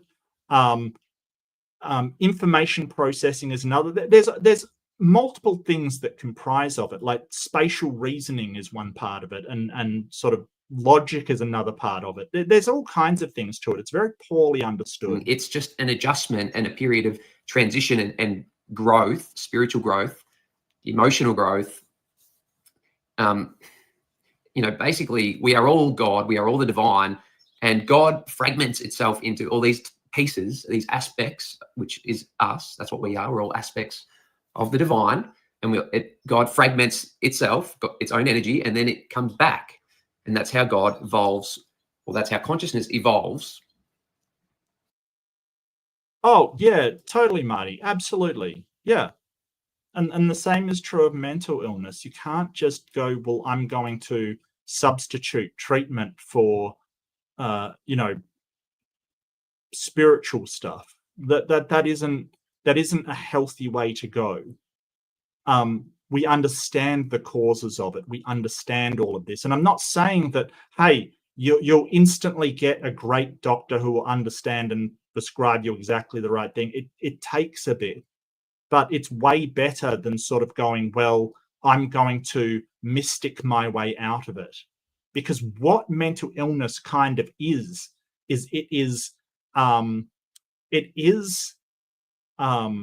behaviors that harm us because of something that has occurred to us. It is behaviors that we're trying to cope or trying to adjust or trying to deal with something. So we have these behaviors that are actually harmful. But we can't, in my opinion, and I'm not a psychologist or a psychiatrist, but we can't get to mental illness, like resolving mental illness, by just looking at the behaviors. We have to find out why, what we're coping with, the problems underneath. Like substance abuse, it's never just a problem with the substance. Alcoholism is never just a problem with alcohol. The alcohol is being used to cope with something that we can't ordinarily deal with, like a lot of these behaviors. And when they do harm us, we call them maladaptive behaviors, because there are healthier ways to deal with these traumas and these problems and these issues that we're having. It's just we have to learn them. And that's all.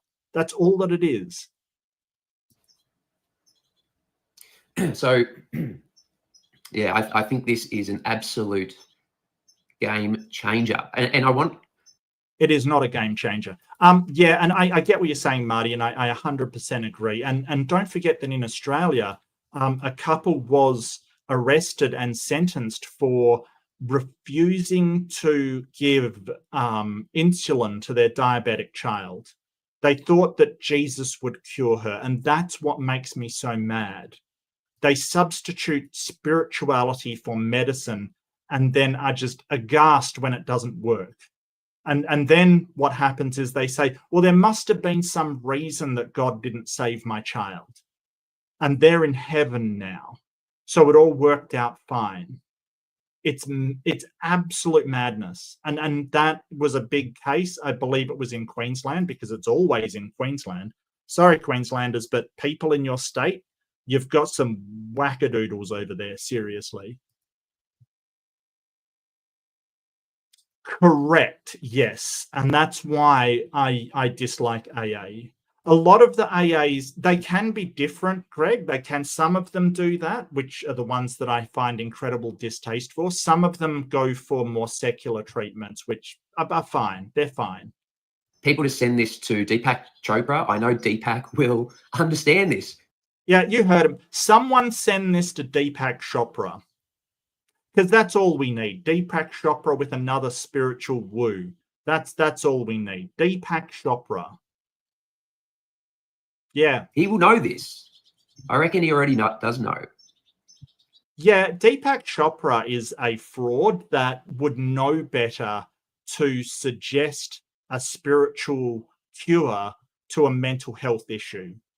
He knows better because he knows that it wouldn't work.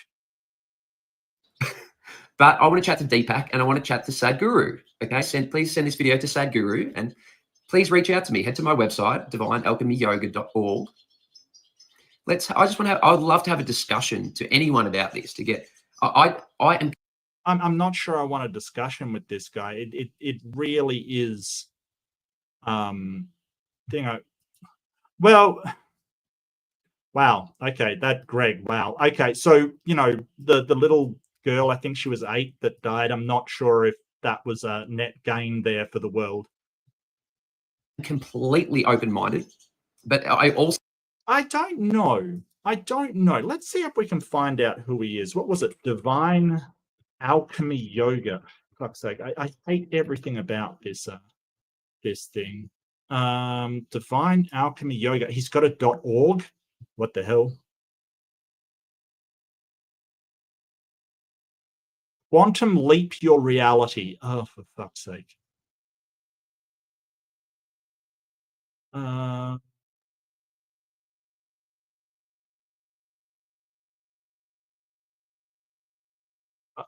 think his name is Ash. Master Ashua. Okay, so his title, this is hilarious. So his title is Master Ashua, Shaman, Yogi, Mystic, Wizard, Magician. Okay.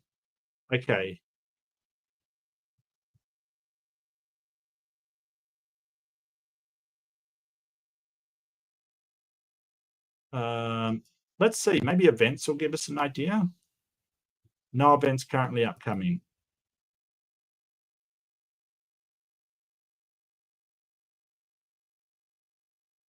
Not 100% sure. Bitcoin and conscious web. Of course he's selling Bitcoin. Of course he is. Why wouldn't he? Dive into the spirituality of Bitcoin. You can't make this shit up. Seriously. You cannot make this shit up. Holy crap. Are you serious right now? Oh, yes. Spiritual Bitcoin. Of course it's spiritual Bitcoin.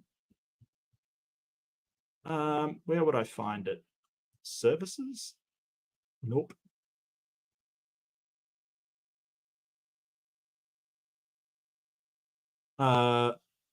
Ballarat, Victoria. No, he is Victorian. 5th dimension. He's in the 5th dimension and Ballarat. So definitely in Victoria, but also in the 5th dimension, if you didn't know. Just letting you know there.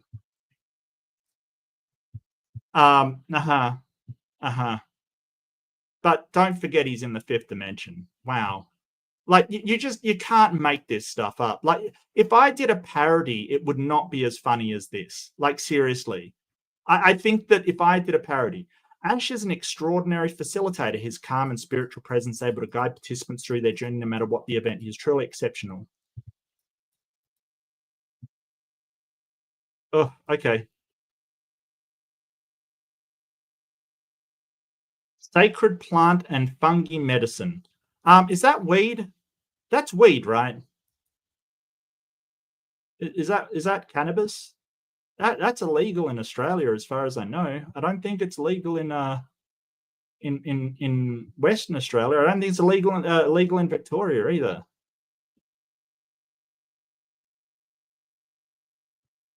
Damn.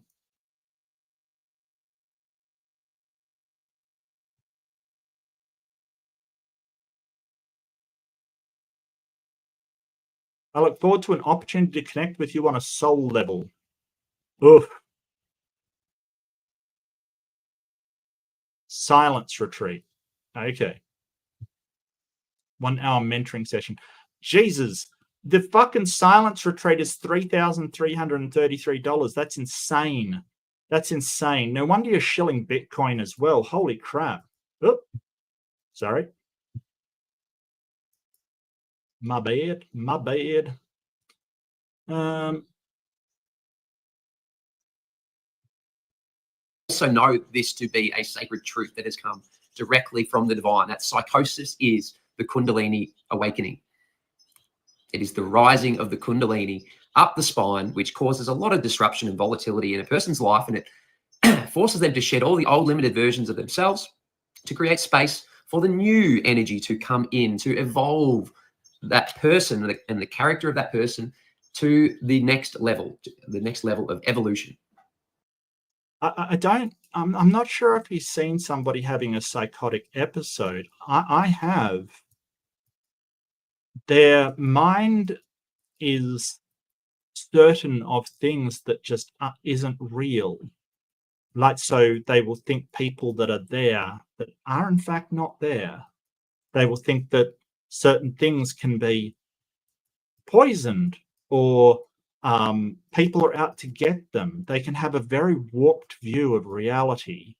Pandering into that to sort of say, hey, make space for some kind of spiritual thing, and that to lean into it is not the way to go, sir. It's not. This guy is actually dangerous, quite frankly. And as humans, we are programmed to resist this growth and change and transition.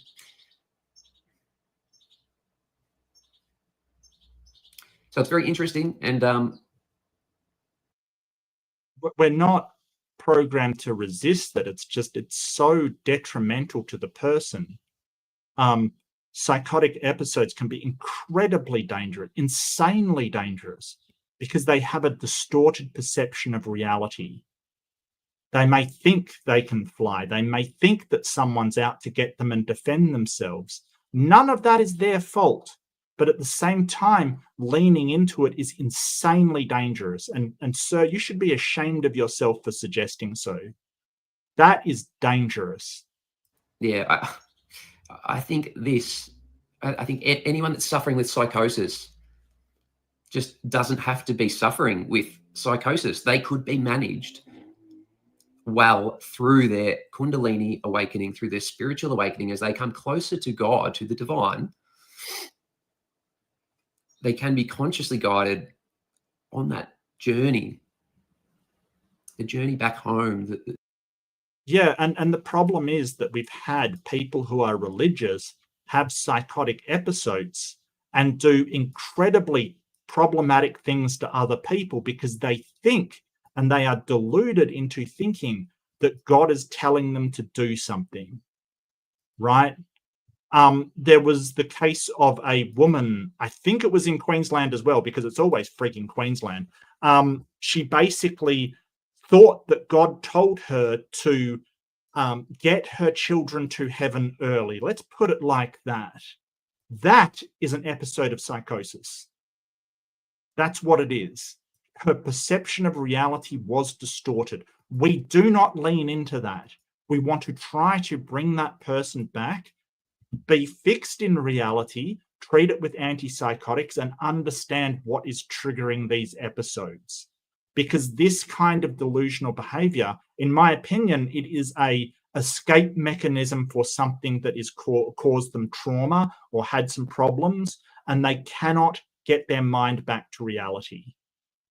And so leaning into that is so fucking dangerous. It just, wow. The journey of the soul, coming back to its whole self, its whole healed self. That's the journey that we're all on, coming back to our whole self. Okay, that is horrific, Greg. I'm not sure if you're trolling or sort of, just trying to be sarcastic, but to me, that's horrific. Why would you, like, there's been people that have done great things for our society that have suffered from mental illness. I don't know why you would suggest that. That is horrific. I mean, what? Narcissism, yeah, kind of thing. But I think, Greg, you're gonna have a little timeout to I don't. What the hell are you talking about? Seriously.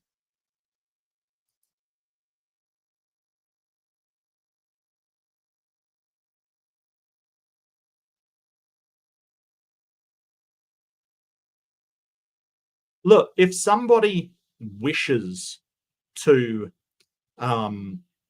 compassionately end it.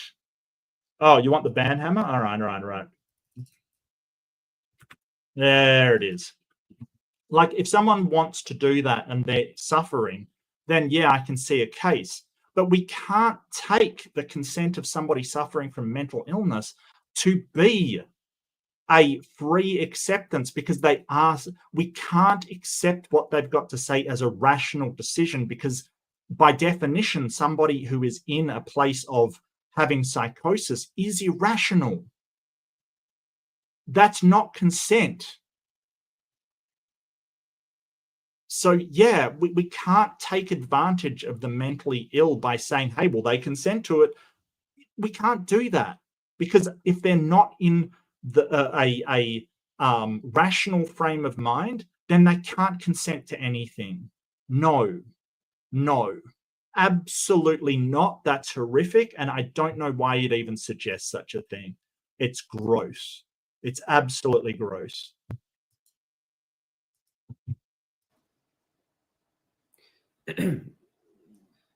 So let me know what you think.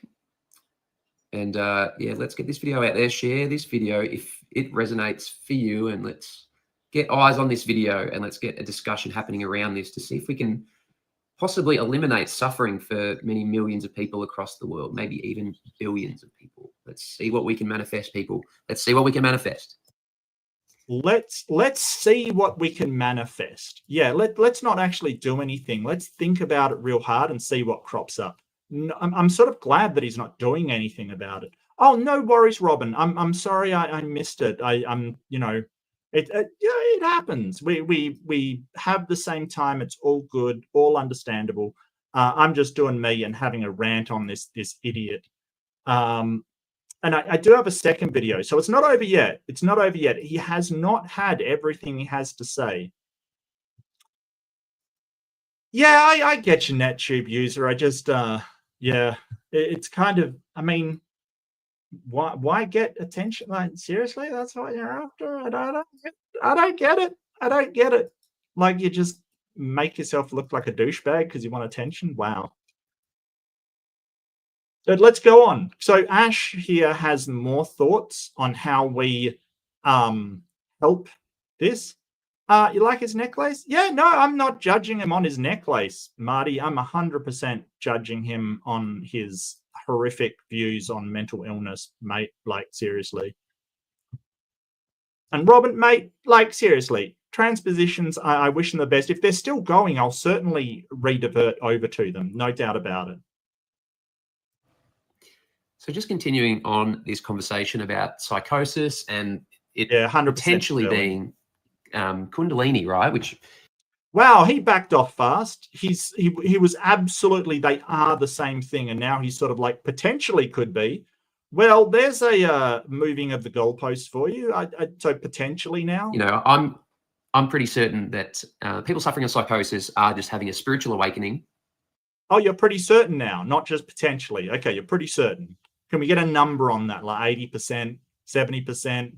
How much is pretty certain? That is being very poorly managed, which is the reason why they're suffering with psychosis, right? No, I think that they definitely, poor management is a problem in the mental health sector. I think that poor management does come down to privatizing and making an industry out of mental health. I think that's sort of one of the reasons why it's happening. Another reason is that we're only beginning to understand mental health, the things that are causing it. And when we're really, we're only just discovering how the brain works. Like, we only understand how the brain works in the last, 50 years or so. And for the last only 20 years or so, we've really understood how it works. You just took your health meds. All right, well, take care, Marty. All the best. Yeah, and there's nothing wrong with that. There's nothing wrong with meditation and yoga. It's really, really good for you. It's just, when we have these really serious mental illnesses, suggesting some spiritualist stuff is just nonsense. Like, come on. But yeah, it is good for you. And psychiatrists, psychologists, they will recommend it. They absolutely will recommend meditation and yoga. Just not his, that's all. So they are suffering with psychosis, but what's actually happening is underneath that, they are having a spiritual awakening. They're going back to the divine. They're not going back to the divine. Like, I don't know if you've ever seen a person in psychosis, but they are not contacting the divine in any way. They are usually, from what I have seen myself, and keep in mind, again, I will say it, I'm not a psychologist or psychiatrist, but from what I've seen, they are deluded about reality. 100% deluded. Okay, to remember who they are as the divine, right? So they can evolve their consciousness, right? Going on this journey of contracting and expanding, right? So we continue to evolve and grow. Otherwise, we just stay stagnant, right? So in the West, we resist this natural rhythm of nature of the universe, right? This contraction, expansion, we resist. We just want to be still, right? In the East, right, in places like India and Tibet, right, they flow with the universe, the contraction and the expansion, and they allow it to move and breathe, right? But in the West, we're super rigid and we don't allow for the fluidity, for the flow. I don't think that is correct. I think that all of the mental health practitioners I have understood, like, we are aware of sort of the cyclical nature of these things. You have good days and bad days. You will have, especially with things like substance, you will have relapse. You will have, you will have good sections and you will have really, really shit sections of your journey through mental health. Everybody understands. There is not one person that doesn't understand that. That just because you're doing well today doesn't mean you're going to be doing well tomorrow, but that doesn't mean you're going to be doing badly the next day. Everybody understands. I don't know what you're talking about. It sounds like, hey, letting people lean in to psychotic delusions would be a really cool thing. And it's not. It is not. It's fucking dangerous.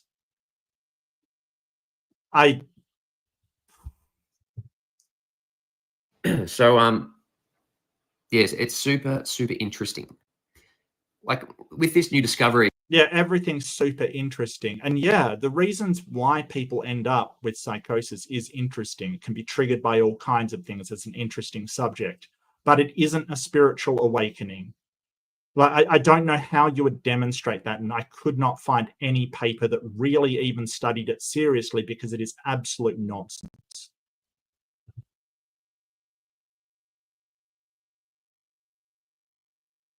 I really hope one day YouTube's AI will check people spreading false information about medicine and science. It could be challenging in a debate, but you get the idea, I think. Yeah, no, I agree. But I mean, the AI algorithm can't even spot what's copyright and what's not these days. So I don't think that it could possibly do that with any kind of accuracy. I love your optimism. But I don't think it's up to the challenge, quite frankly. My thoughts are that one day, mate, one day we can hope, right? We can hope. Everyone's suffering with psychosis in a Western country. So just say Australia. So everyone suffering psychosis in Australia, right, should really be taken out of that environment, away from psychiatrists, weaned off medication, and put into a facility, right, that has nature, right? That has love, compassion, empathy, kindness, right? Creative activities, so painting, nature walks, people there who can help these people if they need help with something. There should be, you know, clean organic food and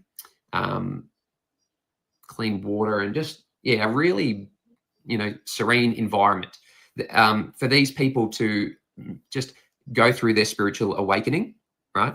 Their journey of remembering who they really are as the divine. Yeah, so his suggestion here is take these people off their medication, take them out of facilities where they're cared for, in case they have a psychotic episode, put them in just take them out into the bush where there's nature around, get untrained people in healthcare to take care of them, and just let them run amok. And then tell them that their psychosis is them contacting the divine. I cannot imagine a worse thing to do than that. I cannot even begin to tell you all the problems with that. So what will your lovely staff do if somebody has, like, I don't know, a paranoid psychotic episode where they think that you're all out to kill them? What are you going to do? Speak to them gently? Let them run off into the woods? This is so bad. This man has no idea what a really bad psychotic episode looks like. No idea. Dude. Are the tranquilizers organically grown, Andrew? That's what I want to know. Yeah, absolutely. Absolutely, Sterling. And that reminds me, yeah, I did have I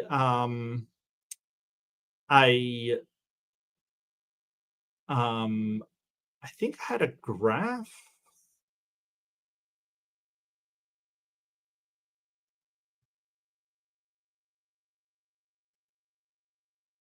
There was something about like schizophrenia in India is almost as high as in the West. That's the thing. Schizophrenia around the world, it was like 0.3 per 100,000, I think, in India. And in the Western countries, it's 0.4. Like they're basically the same.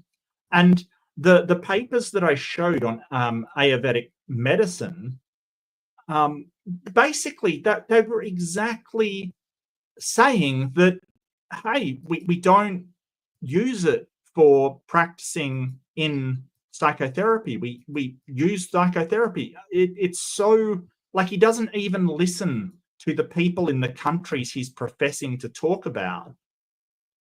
Right. With guidance from elders. Oh, absolutely. Brothers, Yeah. sisters, And that's what the paper people said. who have walked the path, right? And have experience. Walk the path. So spiritual gurus handling mental health care patients. This is just a terrible idea. It's walking the path. And it would be super easy, guys, to manage people. And really, like, what? Oh, yeah, it'd be super easy. Yeah.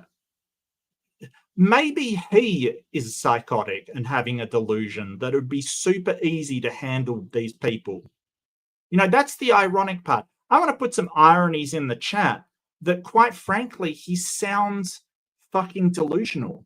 I'm sorry, he does. That's the irony here. It maybe he struggled with psychosis, and that's not his fault. But why the hell would we listen to this guy?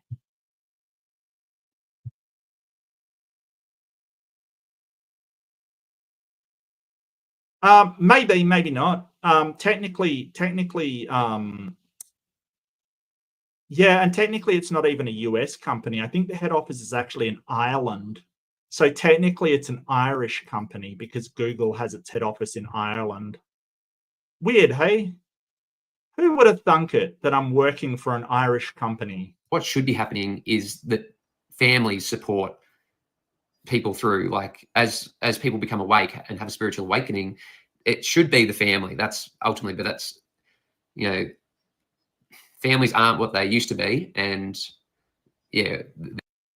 So blame it on the dissolution of the family. There's been plenty of nuclear families who have been unable to cope with the psychosis of their children. I don't know. So we have these instances where people have had very, very terrible psychosis and their family doesn't know what to do.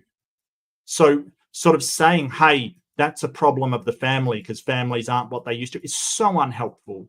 It's not their fault. It's not the fault of the family. It's not the fault of the mental health care patient. It's not the fault of anybody.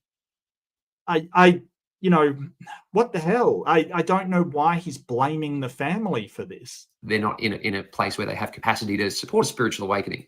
And that's why people end up at a mental health hospital in a psych ward and relying on these other people, these psychiatrists and mental health nurses. Yeah, and don't forget, he wants to take psychiatrists and psychologists out of the equation. What a terrible idea. What a terrible idea. Look, I'm all for compassion in mental health systems. Absolutely, I'm all for it. But sort of just saying, hey, let's get rid of the most learned people in that field and put in a bunch of gurus. You are delusional, sir. Are you suffering from psychosis? Because, wow. No, absolutely not. Just to help them. And even these people have no idea because they are treating just the psychosis, which is... No, they're not. No, that's just a symptom.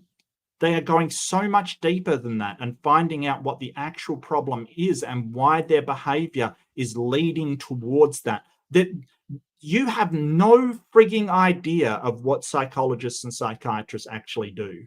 It is really worrying that he's speaking with such authority on what they do, and he doesn't know.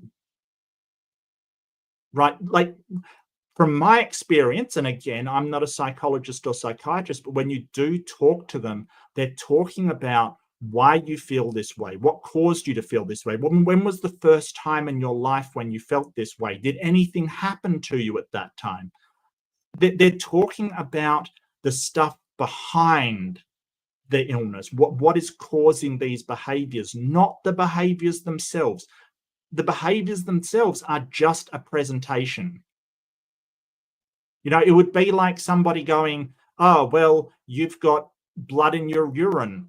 Let's just stop that, and that'll be the problem. No, there's something causing it, and that's what they're looking for. Oh, this guy is just insane. I'm sorry, I don't mean to use that word, but come on, dude. Is a symptom of the spiritual awakening. So they're putting a Band-Aid on the symptom of the spiritual awakening, not even looking at or being aware of the root cause of what is actually happening underneath all of that, and not addressing it in any way, just completely ignoring it and just putting a Band-Aid on the symptom and hoping that it will go away. And of course, no, they're not. They're not putting a Band-Aid on the symptom. What they're doing is they're managing the symptom and addressing the root cause of the problem. Okay, so they're not just treating the symptom. No. They're trying to manage the symptom and basically address the problem that caused the illness, that caused the disorder. So, but the whole idea that, hey, they're treating, that the whole problem is that they're having a spiritual awakening, which isn't really a problem. Let's lean into it. Just follow it through. Wow. Irrational, dangerous, just misinformed, miseducated, and quite frankly, ignorant. And charging $3,000 a seminar for a retreat. That's probably the worst part. He's charging money for this crap. That's probably the worst part. It never will, because it's part of the destiny of the soul to go back home and remember and come back. Like it's just part of, and yeah, if you're interfering with that, then you create resistance and suffering. So if you interfere, you create resistance and suffering. I don't know anybody that has had a psychotic episode and leaning into it would make it better. I think there is things like acceptance commitment therapy, where you accept what you have and commit to change and commit to managing and changing it for the better. But that is not the same as telling them something that can't be demonstrated is a fundamentally religious belief, because it is. He's talking about the divine, he's talking about God, he's talking about Christos, which is the divine. It is a Jesus belief. Like, telling them something fundamentally religious is causing their mental illness, and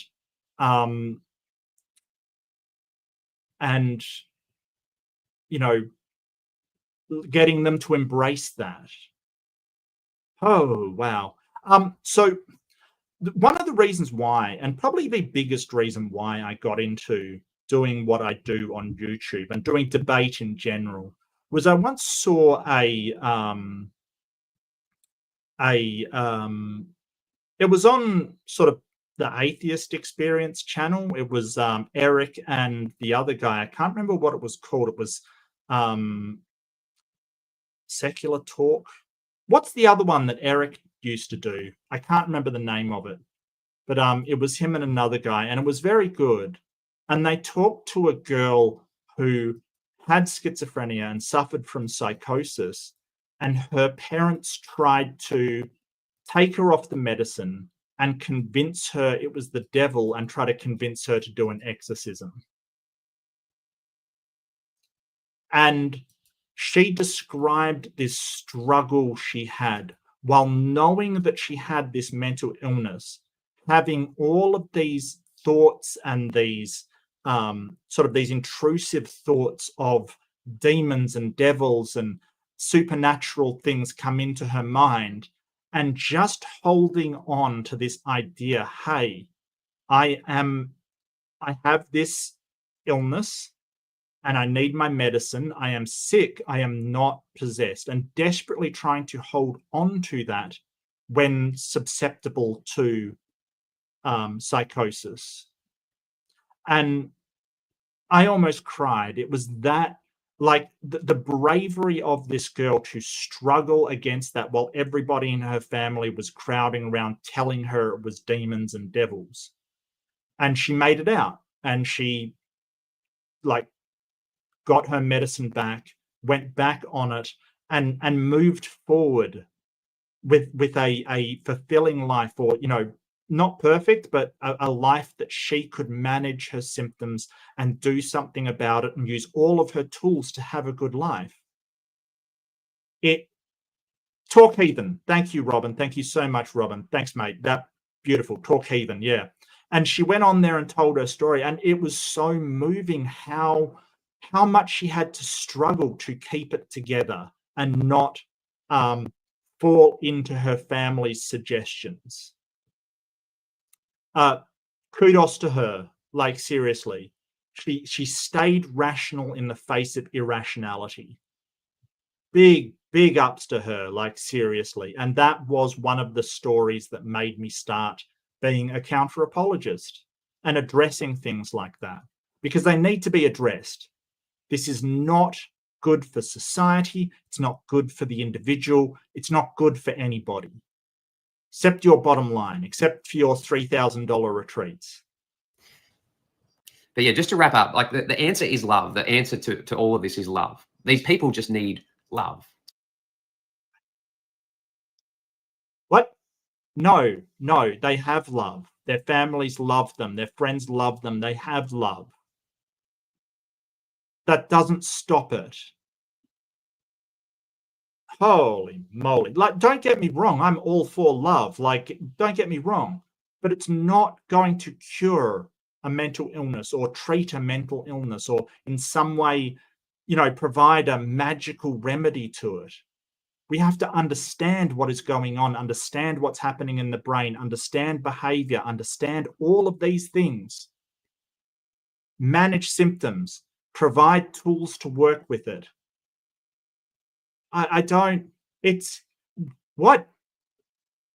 So spiritual awakenings are a volatile time. People are highly vulnerable, but we can all get through it, right? Krishna told me in deep meditation once, the universe will never throw something at you that you cannot handle. Oh, Krishna told you that. Are you sure it wasn't Christians that told you that?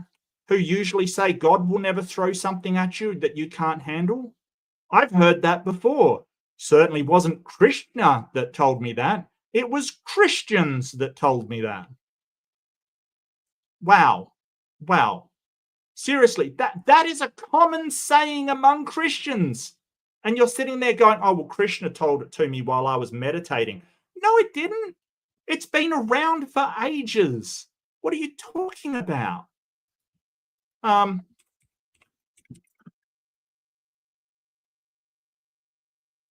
Something at you that you can't handle.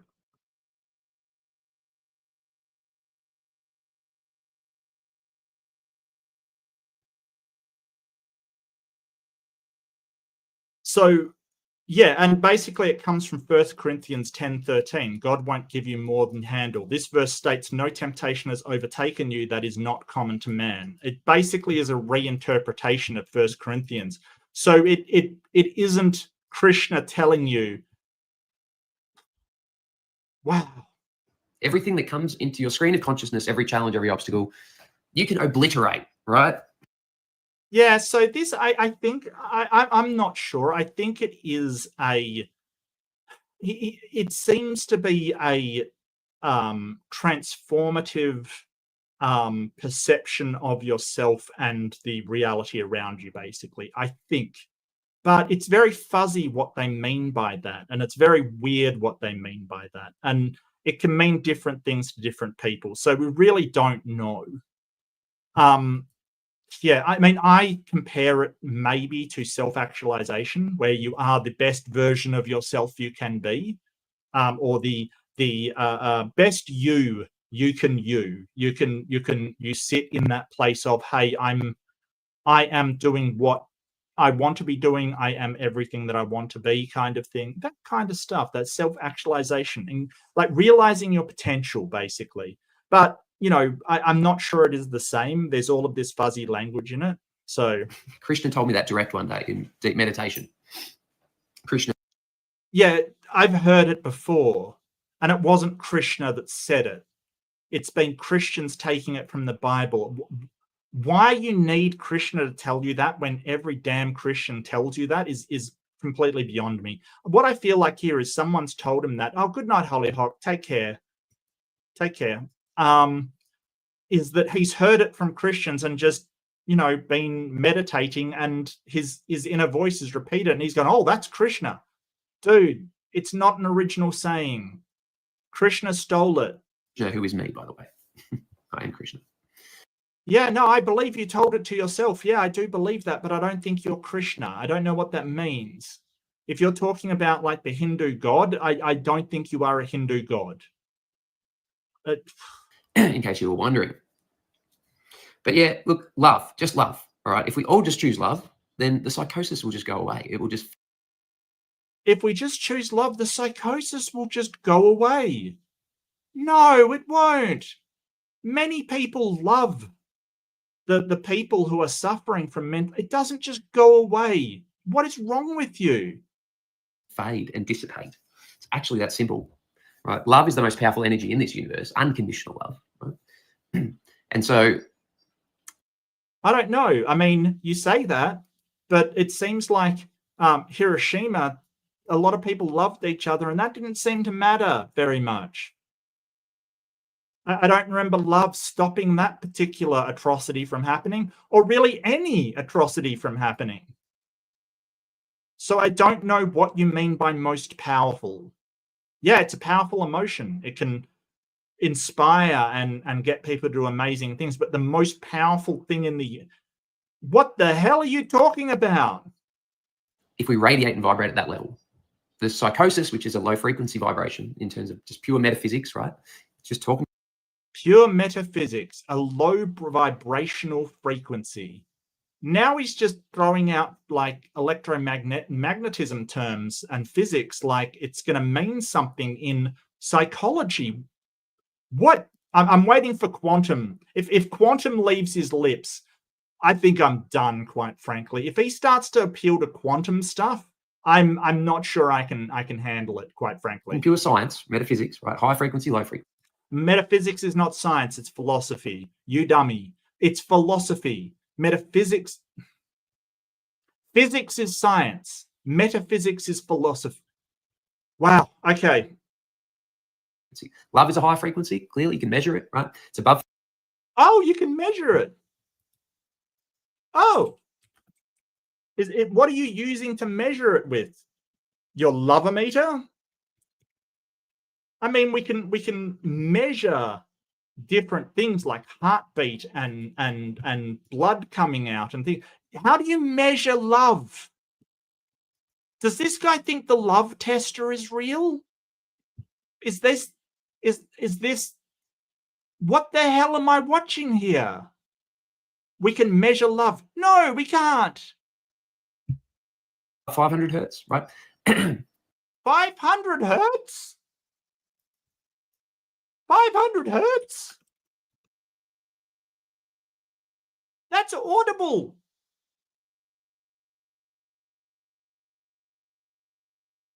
500 hertz? That's an audible frequency. What are you talking about? Hold on a sec. Does anyone want to hear what 500 hertz is? Hang on, here's a test tone. Warning, adjust your volume.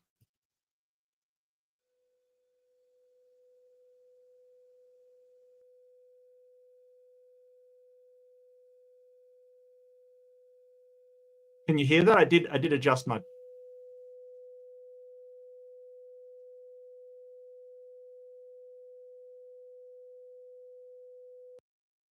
That's 500 hertz. It's a terrible tone. Like, that's 500 hertz, sir. You're an idiot. What are you talking about?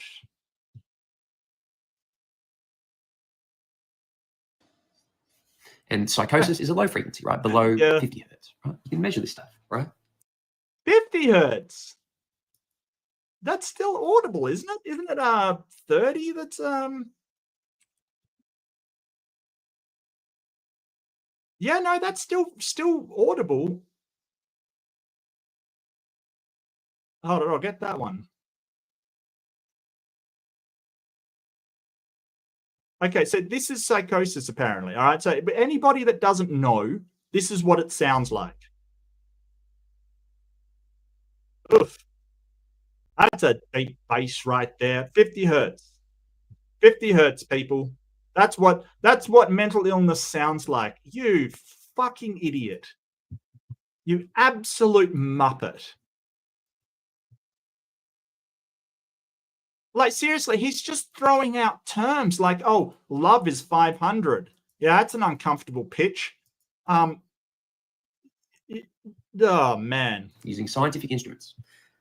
Now, no, we can't measure love using scientific instruments. Love is an abstraction. It's not really a real thing. It's a feeling. It's like we can measure anger. No, we can't. We can measure chemicals that are going through us. We can measure serotonin, dopamine, all of these chemicals. We can measure all kinds of stuff. What is it that's love? It's a particular chemical. What is it? Norepinephrine. Yeah, norepinephrine and oxytocin. There's a whole bunch of them, but we don't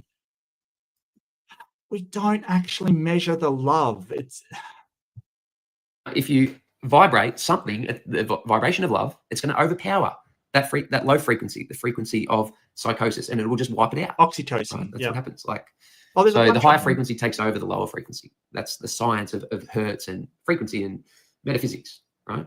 So, you know what I'm talking. That's the science of metaphysics. Yeah, you've got a problem there, buddy. Metaphysics isn't part of science. No.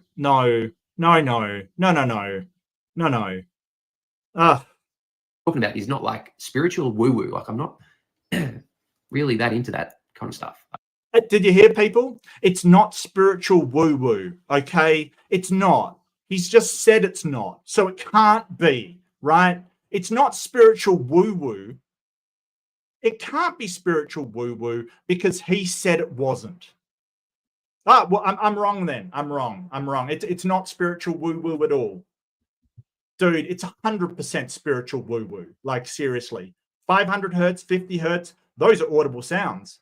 The whole idea that metaphysics is a science, no, metaphysics in philosophy is the meta-analysis of physical things. So abstract concepts are metaphysics. So the image in my mind of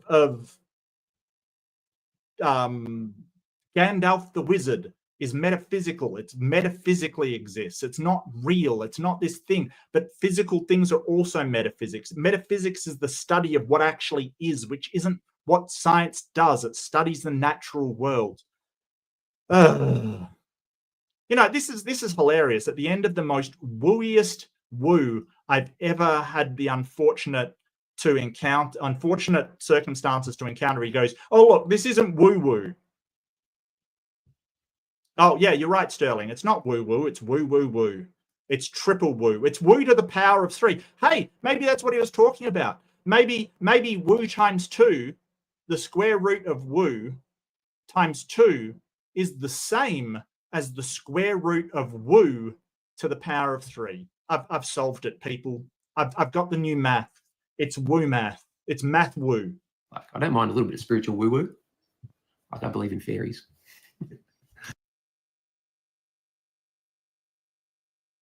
Wow, that's a low bar. Well, you know what? Kudos. I'll give you that one. You do not believe in fairies. Congratulations. Okay. And angels. But that's just because I want to, though. Because I think life's more fun if you believe in fairies and angels, don't you think? Don't you think? Like, if you could choose, you can choose to believe in anything you want. No, I don't think so. That is called doxastic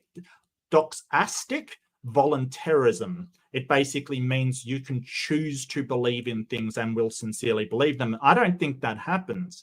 I think you can convince yourself of things and people can convince you. But I think that changing your beliefs like that isn't possible. You can't just choose to believe something. I don't think that's a thing. There are philosophers that disagree, of course. They think that by convincing yourself of something, you can choose to believe it. But really, I'm coming from it as in your brain really has a number of sections to it. Freud called it the ego, the id, and the superego kind of thing. Like, he separated into parts. I don't think that's particularly accurate nowadays, but we certainly do have a way of our conscious mind convincing our subconscious of something. But I don't think we can just change our subconscious to believe in something. I don't think that can be done. You know, yeah, no, I totally read, totally. But what you could do is go through and your conscious could maybe do a confirmation bias and convince yourself, but you just can't believe that kind of thing.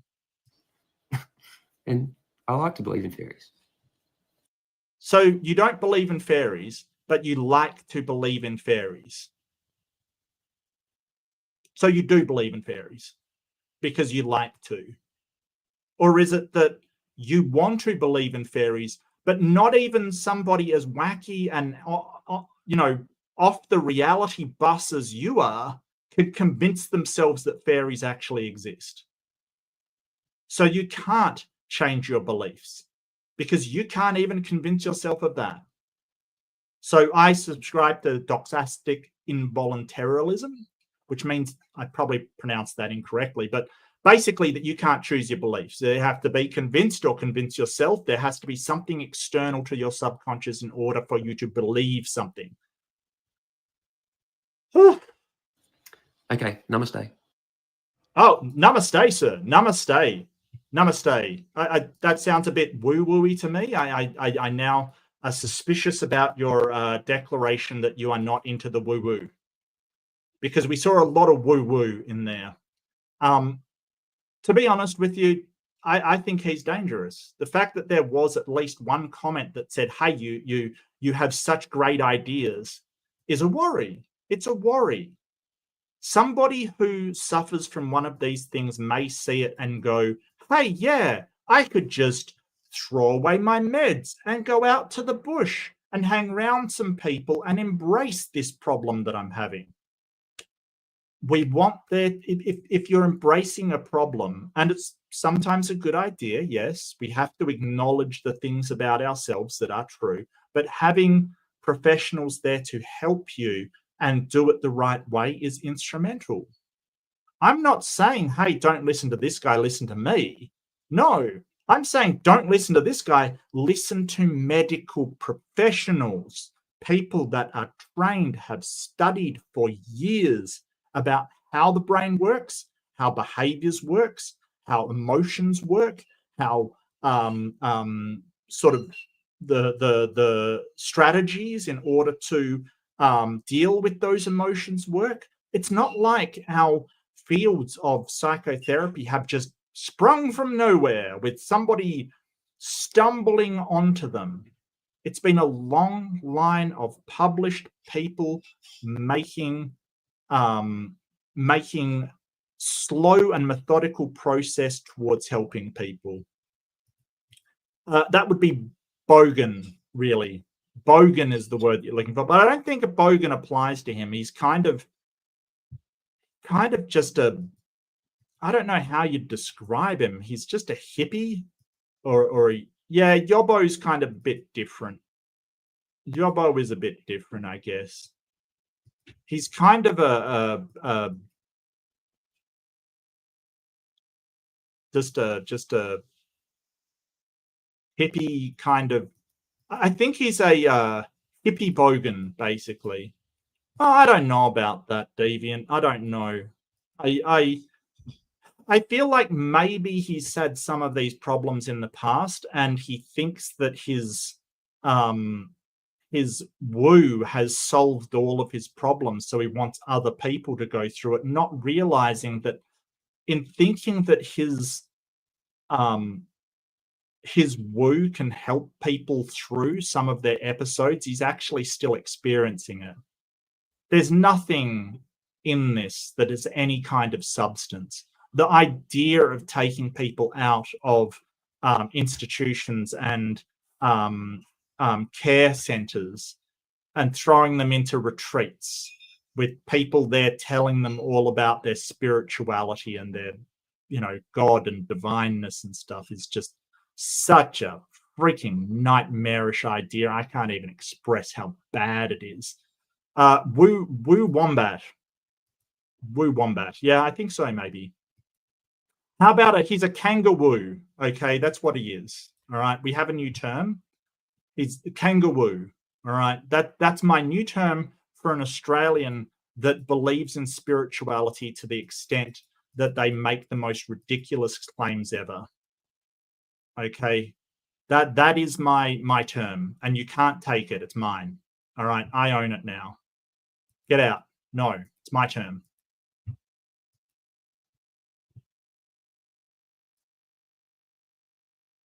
Okay, I'm yeah.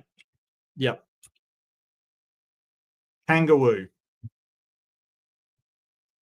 So this was Ash from, I hate even saying it, Divine Alchemical Yoga. Where does the alchemy come into? I don't know. We saw a picture of weed on his website, so maybe that's the alchemy in it, which, quite frankly, if you're giving weed to someone that suffers from psychosis, you are a terrible person. Also, spiritual Bitcoin. I forgot about that. Yeah, he does have spiritual Bitcoin, which I presume is you give him money and he gives you the spirit of Bitcoin, the spirit of money back, which is, which can't be used anywhere. I think that's essentially what he's doing. But yeah, so this kangaroo is just like the fact that he's sort of saying, hey, none of this is woo-woo at the end is really telling. And what's ironic is possibly the most delusional person that I heard about in that entire thing was himself. Why not emu? Because that's hard for Americans to say. That is very hard for Americans to. Americans can't even say emu perfectly. That it's really weird. It's very strange. It's like me trying to say Antarctica. It's very, very strange. Wanker, yeah, no, that's a good one too. Yeah, I got you, buddy. Yeah, pretty much. Yeah, no, I like kangaroo. I really do. I do like kangaroo. I really do. But yeah, that's been somebody I think is dangerous, deluded, suggesting really harmful things, that is not an expert on anything. Besides, hey, you could be an expert on yoga. Great, be a yoga teacher. Teach mindfulness, teach breathing, teach all of these stuff that we know is good for us. Stay out of psychology and psychiatry. It is not your field. You shouldn't be going there. You have no idea what it's like to deal with somebody who is actually suffering from a psychotic episode. It is absolutely and utterly childish and just horrible. I don't know. It really, I had to do this one and get it off my chest, because there's too many people like this running around pretending to be experts on something that they have no idea about. And, I would say the same to me, except that I say, hey, don't listen to me either. Listen to your mental health professional. Listen to your health professional. Don't listen to some person on YouTube. Go see someone. Don't listen to just people off the internet. I will give my opinions. They're exactly that, my opinions. I will not tell you what to do for a mental health issue, except to go to a professional. Okay?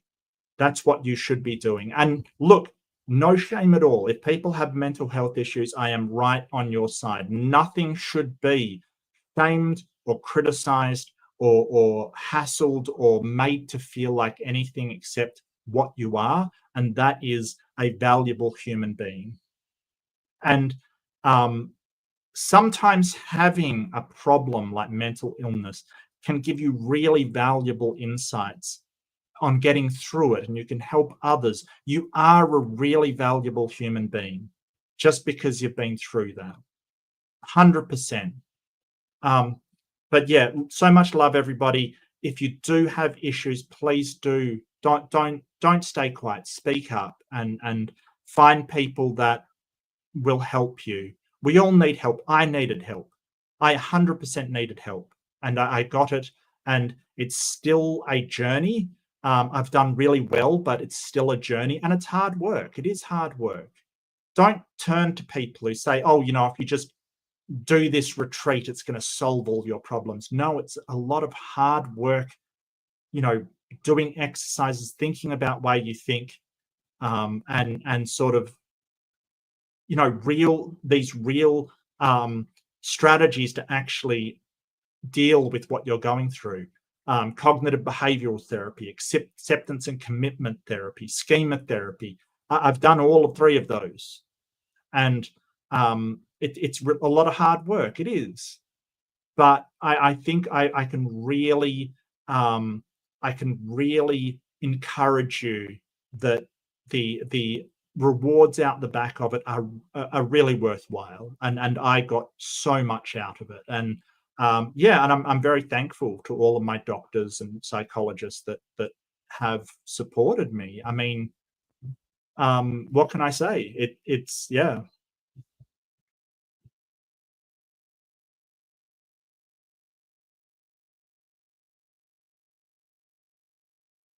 You've done it. You've taken care of someone ongoing psychosis 1.5 months. At the end, I finally made them agree to visit the psychiatric ER, and we talked to the doctor.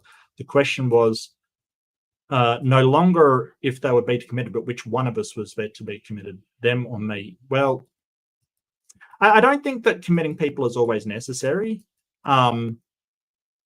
I was never committed. I do know people that have been, and they are some of the most wonderful people I know. It just depends whether that person is a danger to themselves or others, and that's not their fault. It's not their fault, and they're struggling with something. It's not anything to feel bad about. Oh, Andrew, take care, mate. Have a good night. So good to see you.